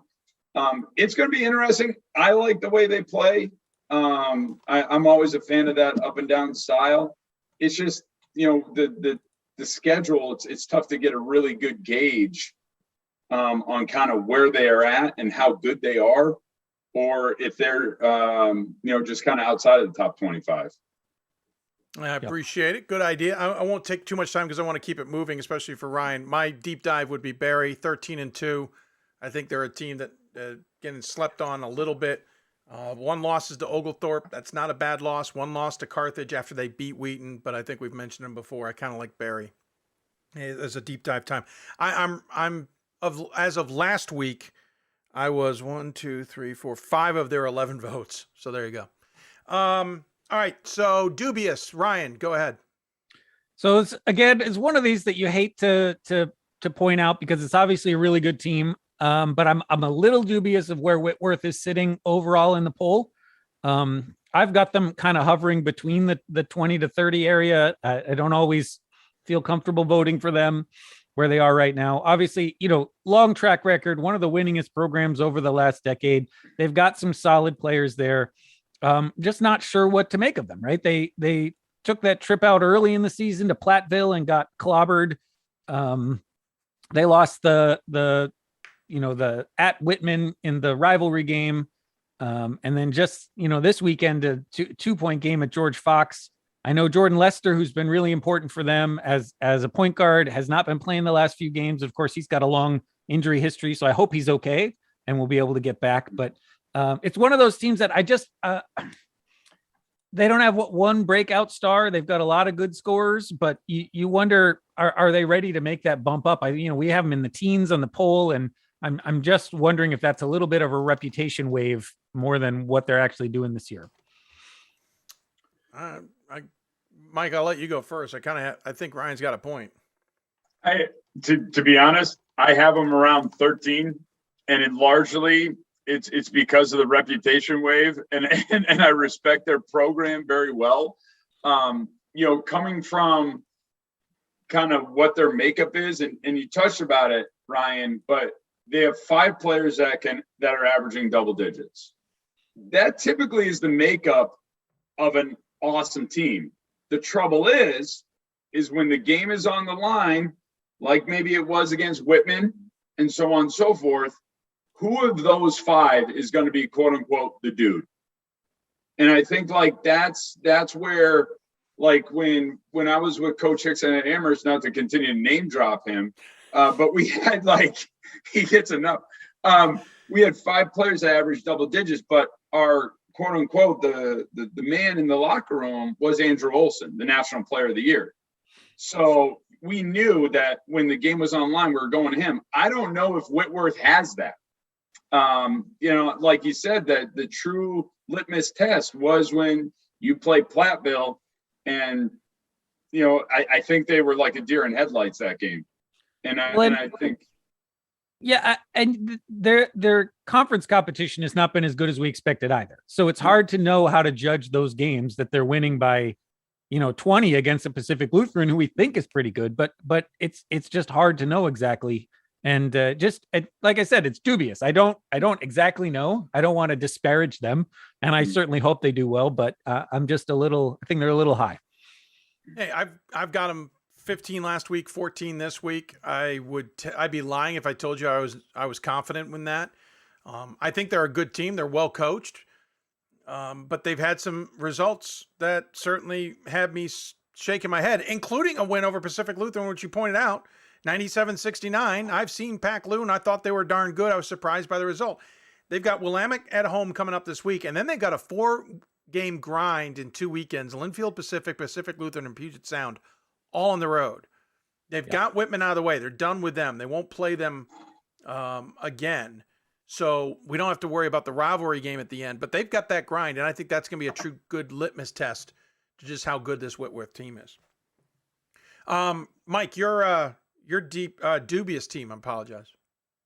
And I'm probably going to shoot myself in the foot with this one, but I'm voting them 8, and St. Joseph's of Connecticut, and right there. I know they're undefeated. They're the only last defeated team in D3 men's basketball. Only last defeated, right? They beat Tufts. I think when the Rogers kid was injured. They averaged 90 points a game, but their schedule from here on out, what are we going to see? And I think they're probably going to maybe roll into the tournament with maybe undefeated as well. But this is a team that I've watched play, and Glenn Miller, they dealt with the coaching change with Calhoun switching over to Miller, and Miller's obviously, Glenn's a great coach. But this is also a team that's playing, really kind of get to the rim style. They only make less than 5 threes a game. That is a team in 2022. You never hear of that anymore. The metrics and stat people, they're saying you got to take 15, you got to make 15 to win. This is a team that only makes less than 5. So if you go up against a team in the NCAA tournament that's really going to grind and can defend and just almost, I'm sure, teams have tried this, but zone them up sometimes and switch up defensively. I think it's going to jam them up. Like I said, I'm voting for them because, hey, you're undefeated at this stage of the year. Kudos to respect to you. And I know kind of the players you have in your program, but every week I go to vote for them that high and I'm like, and I kind of, because I just know that kind of the potential roadblocks ahead. And if they rise to that challenge, tip of the hat, I think they have a potential to do it. I'm just unsure of kind of what type of team they are until they face a really high quality opponent. We should point out they will play Yeshiva second to last game of the season. That has been added to the schedule for the 17th of February between their games, literally sandwiched between their games between Johnson and Wales and Norwich in conference play. Ryan, your react? It's the same thing. And this is where we have to remind people that just because a team is ranked at a certain place, it's not necessarily predictive of how they would do in an NCAA tournament, right? This is one of those same things we talked about with Yeshiva. They're not going to get challenged in conference, and especially they're not going to get challenged physically in that conference. And so you can totally see coming into a first weekend, maybe they win one game, and the second game, they've got a really big team with lots of size. It's used to being physical, and maybe they're better than that team, but they're not prepared for that, right? They're not ready for it. They're not used to it. And it's one of those things that just being in the conference they're in is going to be a challenge for them to, they've got some great coaching who are, experienced people in there and lots of experience and they're going to be as prepared as they can be, but you do have some question about the schedule they're playing and whether that's going to really help them play to their potential. Yeah, good points. Albertus Magnus has usually been a team in that conference that maybe they could match up with and be a challenge. Albertus Magnus not having the season we've gotten used to from that program, though not bad. They're just 8-3, 6-1 with a ton of postponements. So they're going to be playing a chunk of games on the back end. Maybe we'll get a better idea of them. Johnson and Wales has been a team that sometimes has been a challenge. Emmanuel looks like they're having a good year this year. We'll see how it all plays out. Maybe St. Joe's gets more of a challenge than it looks like, but I agree. I'm nervous about it, to say the least. But I also think they're a very well-coached team, and I'm looking forward to getting them on the show here to talk about it in the near future.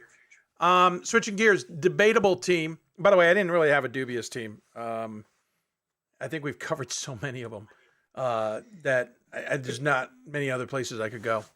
Ryan, so we'll go with debatable here, sir. You had a good one.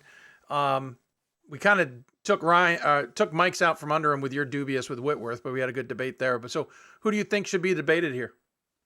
Well, the one I wanted to bring up was Mary Hardin Baylor. That's a team I'm still a little skeptical of overall. I know they're getting voted relatively high. I think you guys are both voting for them.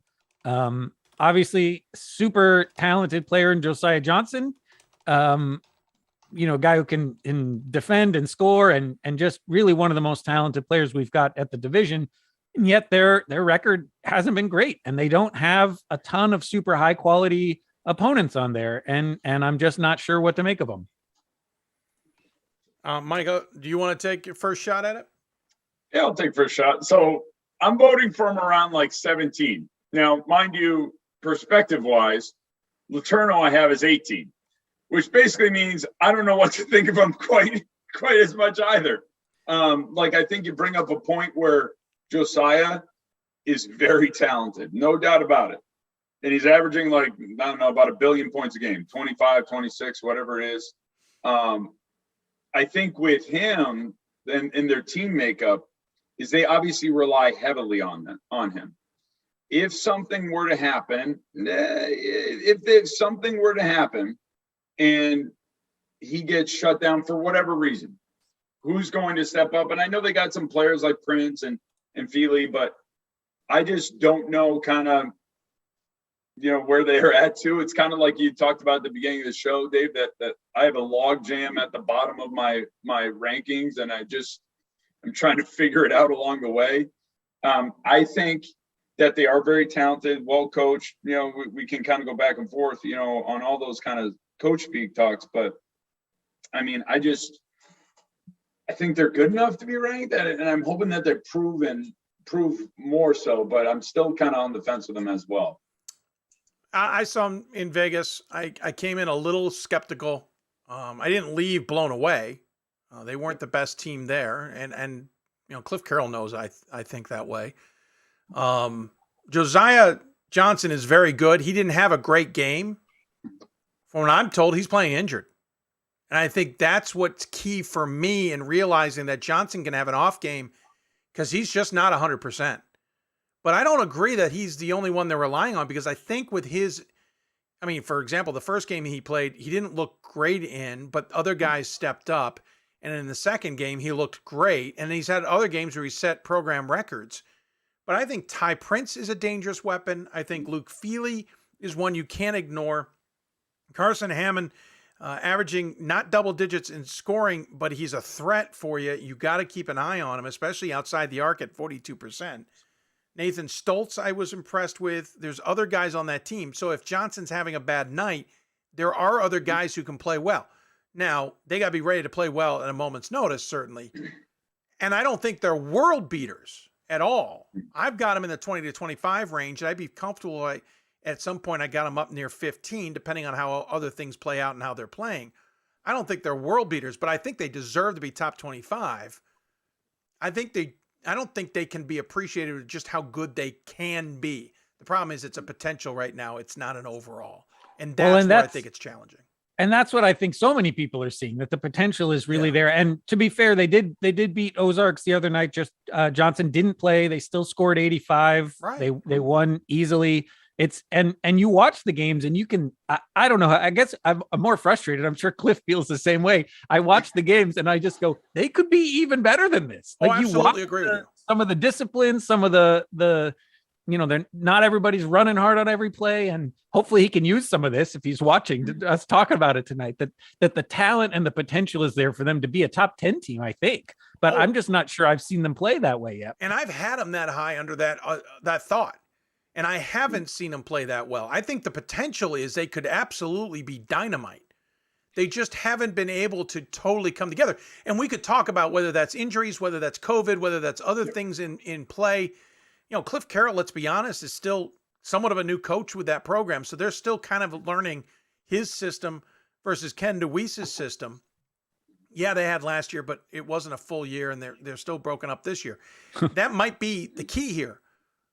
But again, I think if you understand that Josiah Johnson is likely a little banged up and not 100%, not playing at his best, and they are relying on other guys, I think that makes them potentially more dangerous. As you say, it just got to come together. I think they're a top 25 team. If it comes together, they're a dangerous team in the tournament. If they don't, they're going to be one win and then maybe going out in the second round because they can't get it put together 100% for that second game. If they can get in at all, the ASC is going to be competitive. That's absolutely right? And true. There's no guarantee of a pool C bid out of there. Absolutely agree. And that's going to be hard for all these teams. You've got 3 or 4 really good ones that could win that conference, and there's no guarantee any of the others are going to get in. Well, really, you could go 5 deep. LeTourneau, Mary Hardin, Baylor, Hardin, Simmons, Texas, Dallas, East Texas Baptist. That's the standings right now, 5 deep, and Concordia, Texas lurking. So, you're right. ASC could be a beast. Hey, Ryan, I know you got to go. Any final thoughts? I'm excited for this poll to come out. I'm excited for all the games we're getting. We're kind of getting the results of a lot of those postponements now. We're having tons of games this week. And so I'm just excited to see what we've got left. What do we have? Like a month, 5 weeks, and we're already into the tournament. So 5 weeks from today, we'll have a bracket. Mike, your thoughts quick before we let you go? I think like you just said, Ryan, and Raul said, it's almost like moving week.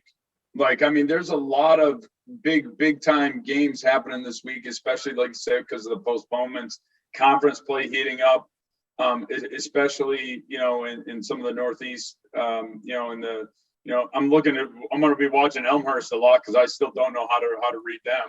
So I'm looking forward to watching them play this week and, seeing where kind of, where we are next Sunday at this time, because I feel like that whole back half of my bracket's going to be completely just basically throwing darts at a wall, seeing what sticks. Yeah, fair. No, fair. Hey, Ryan, we know we got to let you go. Mike, I want to ask you a couple quick questions unrelated. We'll talk to you soon, Ryan. See you later. Later, Ryan Scott on the Blue Frame Technology Hoopsville hotline. Now, Mike Rejniak. Mike, I got a chance to talk to you. I might as well take an opportunity of this. We are D3. You guys are expanding a little bit of the thing. Of course, you're the TBT program that features D3 guys. Nothing to knock on you, sir. Just for record, haven't gotten out of the first round, but it's not like any of those games have not been on the doorstep of going your way. You're almost there, and at least you're not the 16 seed anymore. No, and we are undefeated through halftime. Yeah, that's true. That's true.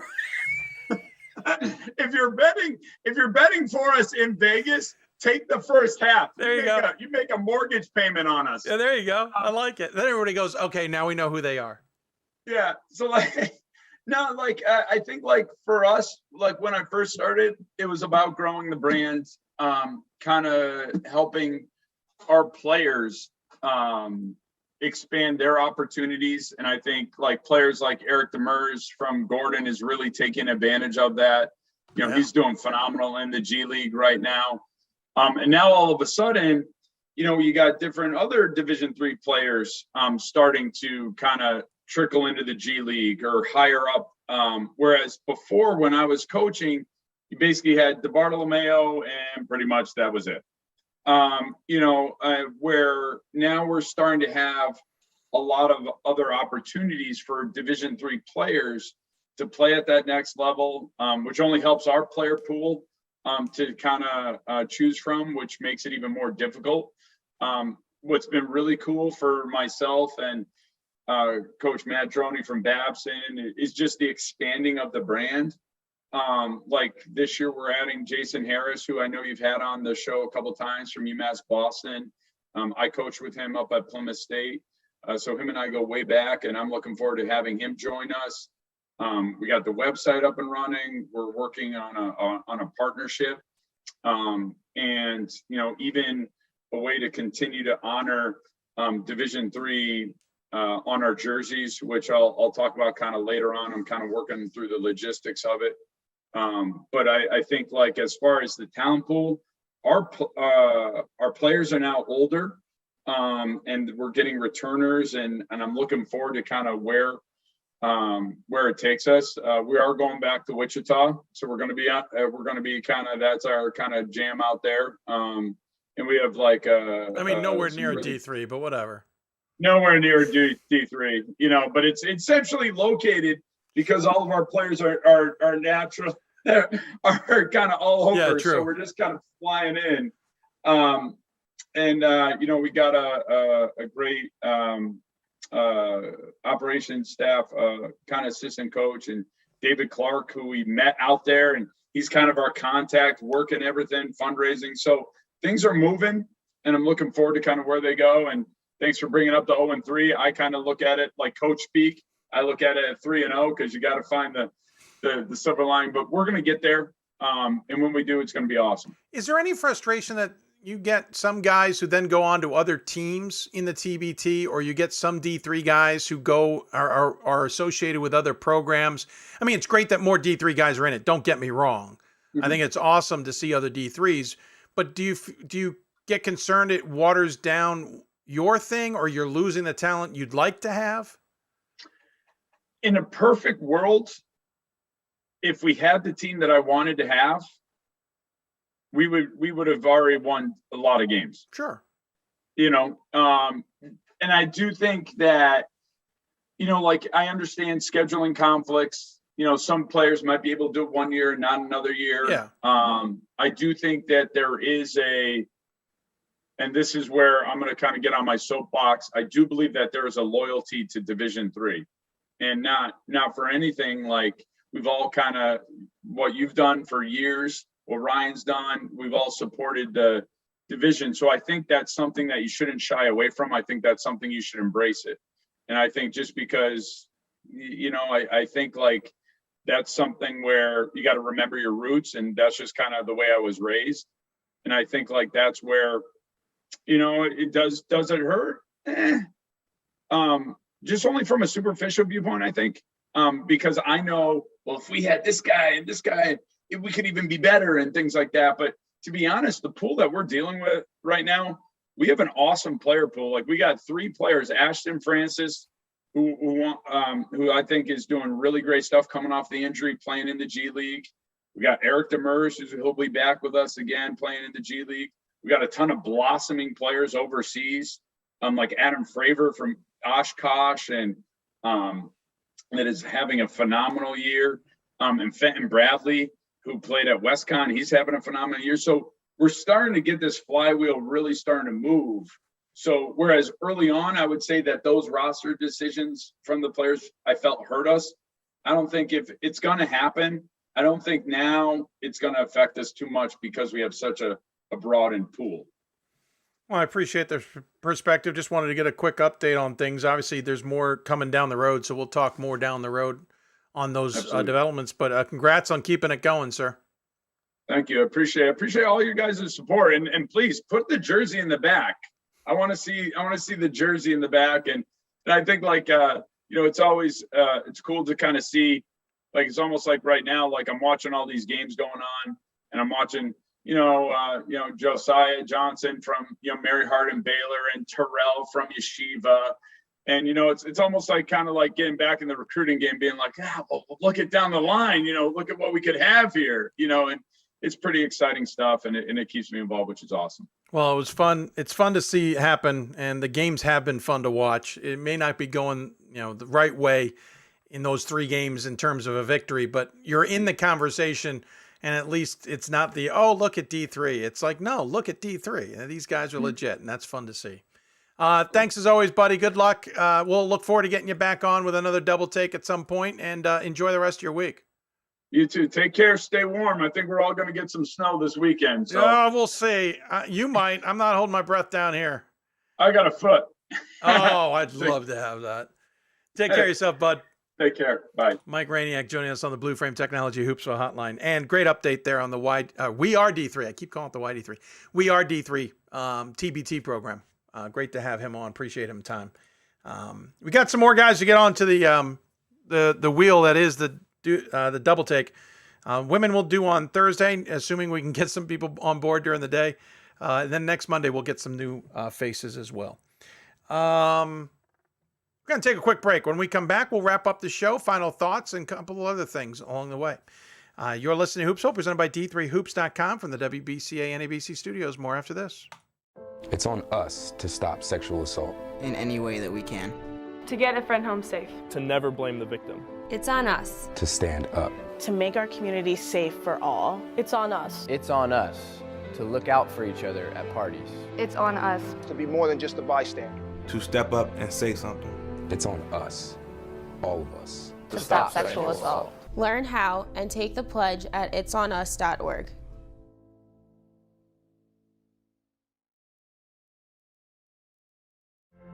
Football has taught me a lot throughout my life. It's definitely had a huge imprint on who I am as a person. Competing at a Division III level created that opportunity for me to go to college. Not only was I the first one in my family to graduate college, but I was really the first one to even go. Being the first one, I'm breaking that cycle, and now that I've graduated, I'm not sure what's the next step, but I know I have a lot of doors open. And a lot of those are open because I played football and ran track here at Otterbein. There are over 480,000 college athletes. Only 2% would go pro. That means over 470,000 will not get a shoe contract. No autographs. No private jets. No fan clubs. No Hall of Fame inductions. Instead, they will walk away with something much more valuable.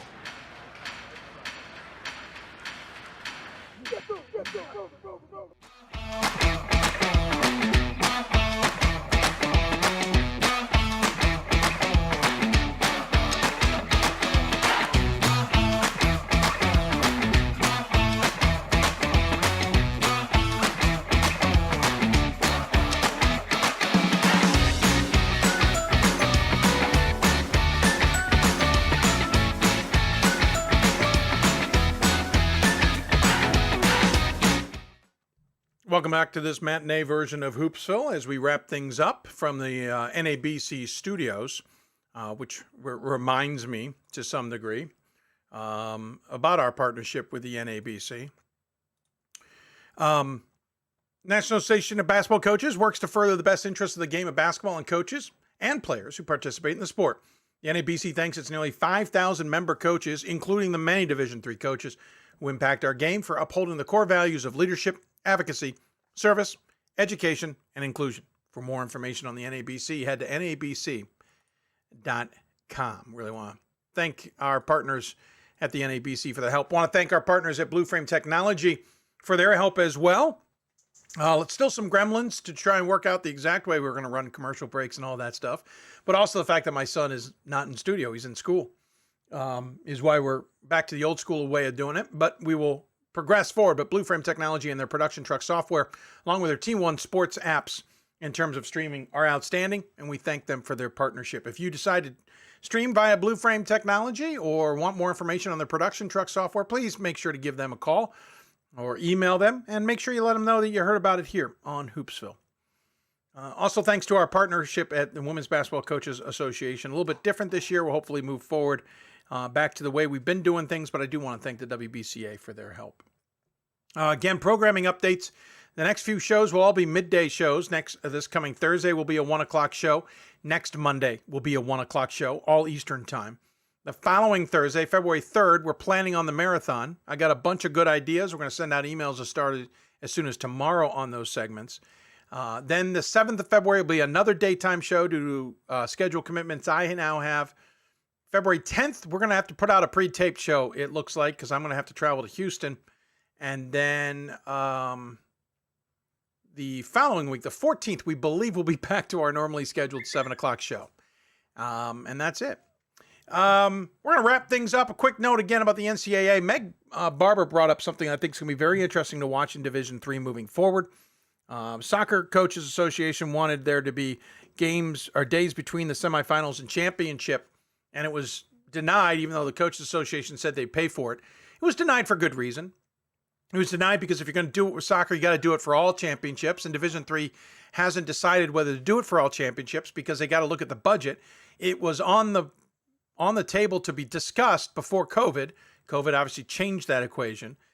Now that we've got a new constitution and the budget is slightly different, $1.5 million more, maybe we can do it. I don't know, but we're going to try and talk about that in the coming weeks and months and et cetera as we watch the convention moving forward. But I do know a topic on the table will be all championships getting a day between rounds, meaning if in men's and women's basketball, if we played Friday, we'd be playing Sunday. If we played Thursday, we'd be playing Saturday in the next round. I don't know how that works. We have religious institutions to consider in those decisions as well. We'll see how it all plays out. But that's certainly one of those bigger factors that this new NCAA constitution and budget and all that are going to play out. And we'll have more conversations about it ourselves. I want to thank our guests, including Tucker, who's back to whimpering because he wants to get out. We'll get him out here shortly because the show's almost done. But I want to thank our guests, Jordan Olufson from Webster Women's Basketball, Meg Barber from New York University Women's Basketball, Sean Foster from Salve Regina Men's Basketball, and Raul Placares from Maryville Men's Basketball for coming on the show. Thanks to Ryan Scott and Mike Rejniak as well for coming on and doing the double take. Again, we'll be on the air Thursday, 1 o'clock Eastern. We'll talk about the odd-numbered regions. Again, that will include regions 3, 5, 7, and then 9, 10 combined. And we'll work on those guests and tweet them out. If you want to know what we're doing on the show, you can always follow us on Twitter at D3Hoopsville and the hashtag Hoopsville. Instagram's the same information at D3Hoopsville and hashtag Hoopsville. On Facebook at facebook.com/Hoopsville as well. Thank you, everybody, for tuning in. Thank you, everybody, for joining us on the show as well. We certainly appreciate that. And thank you all for taking the time. Hope you're enjoying this either live, on demand, or the podcast. And if you feel like it, let us know if you got questions for future guests or you have questions of us, or if you have guest ideas. Make sure to email us, Hoopsville at d3sports.com. And before Tucker loses his mind and wants to get out of the studio, we will sign off. You've been listening to Hoopsville, presented by d3hoops.com from the WBCA NABC Studios. Thanks to our partners also at Blue Frame Technology. You all have a great rest of your day and enjoy the games this week, everybody.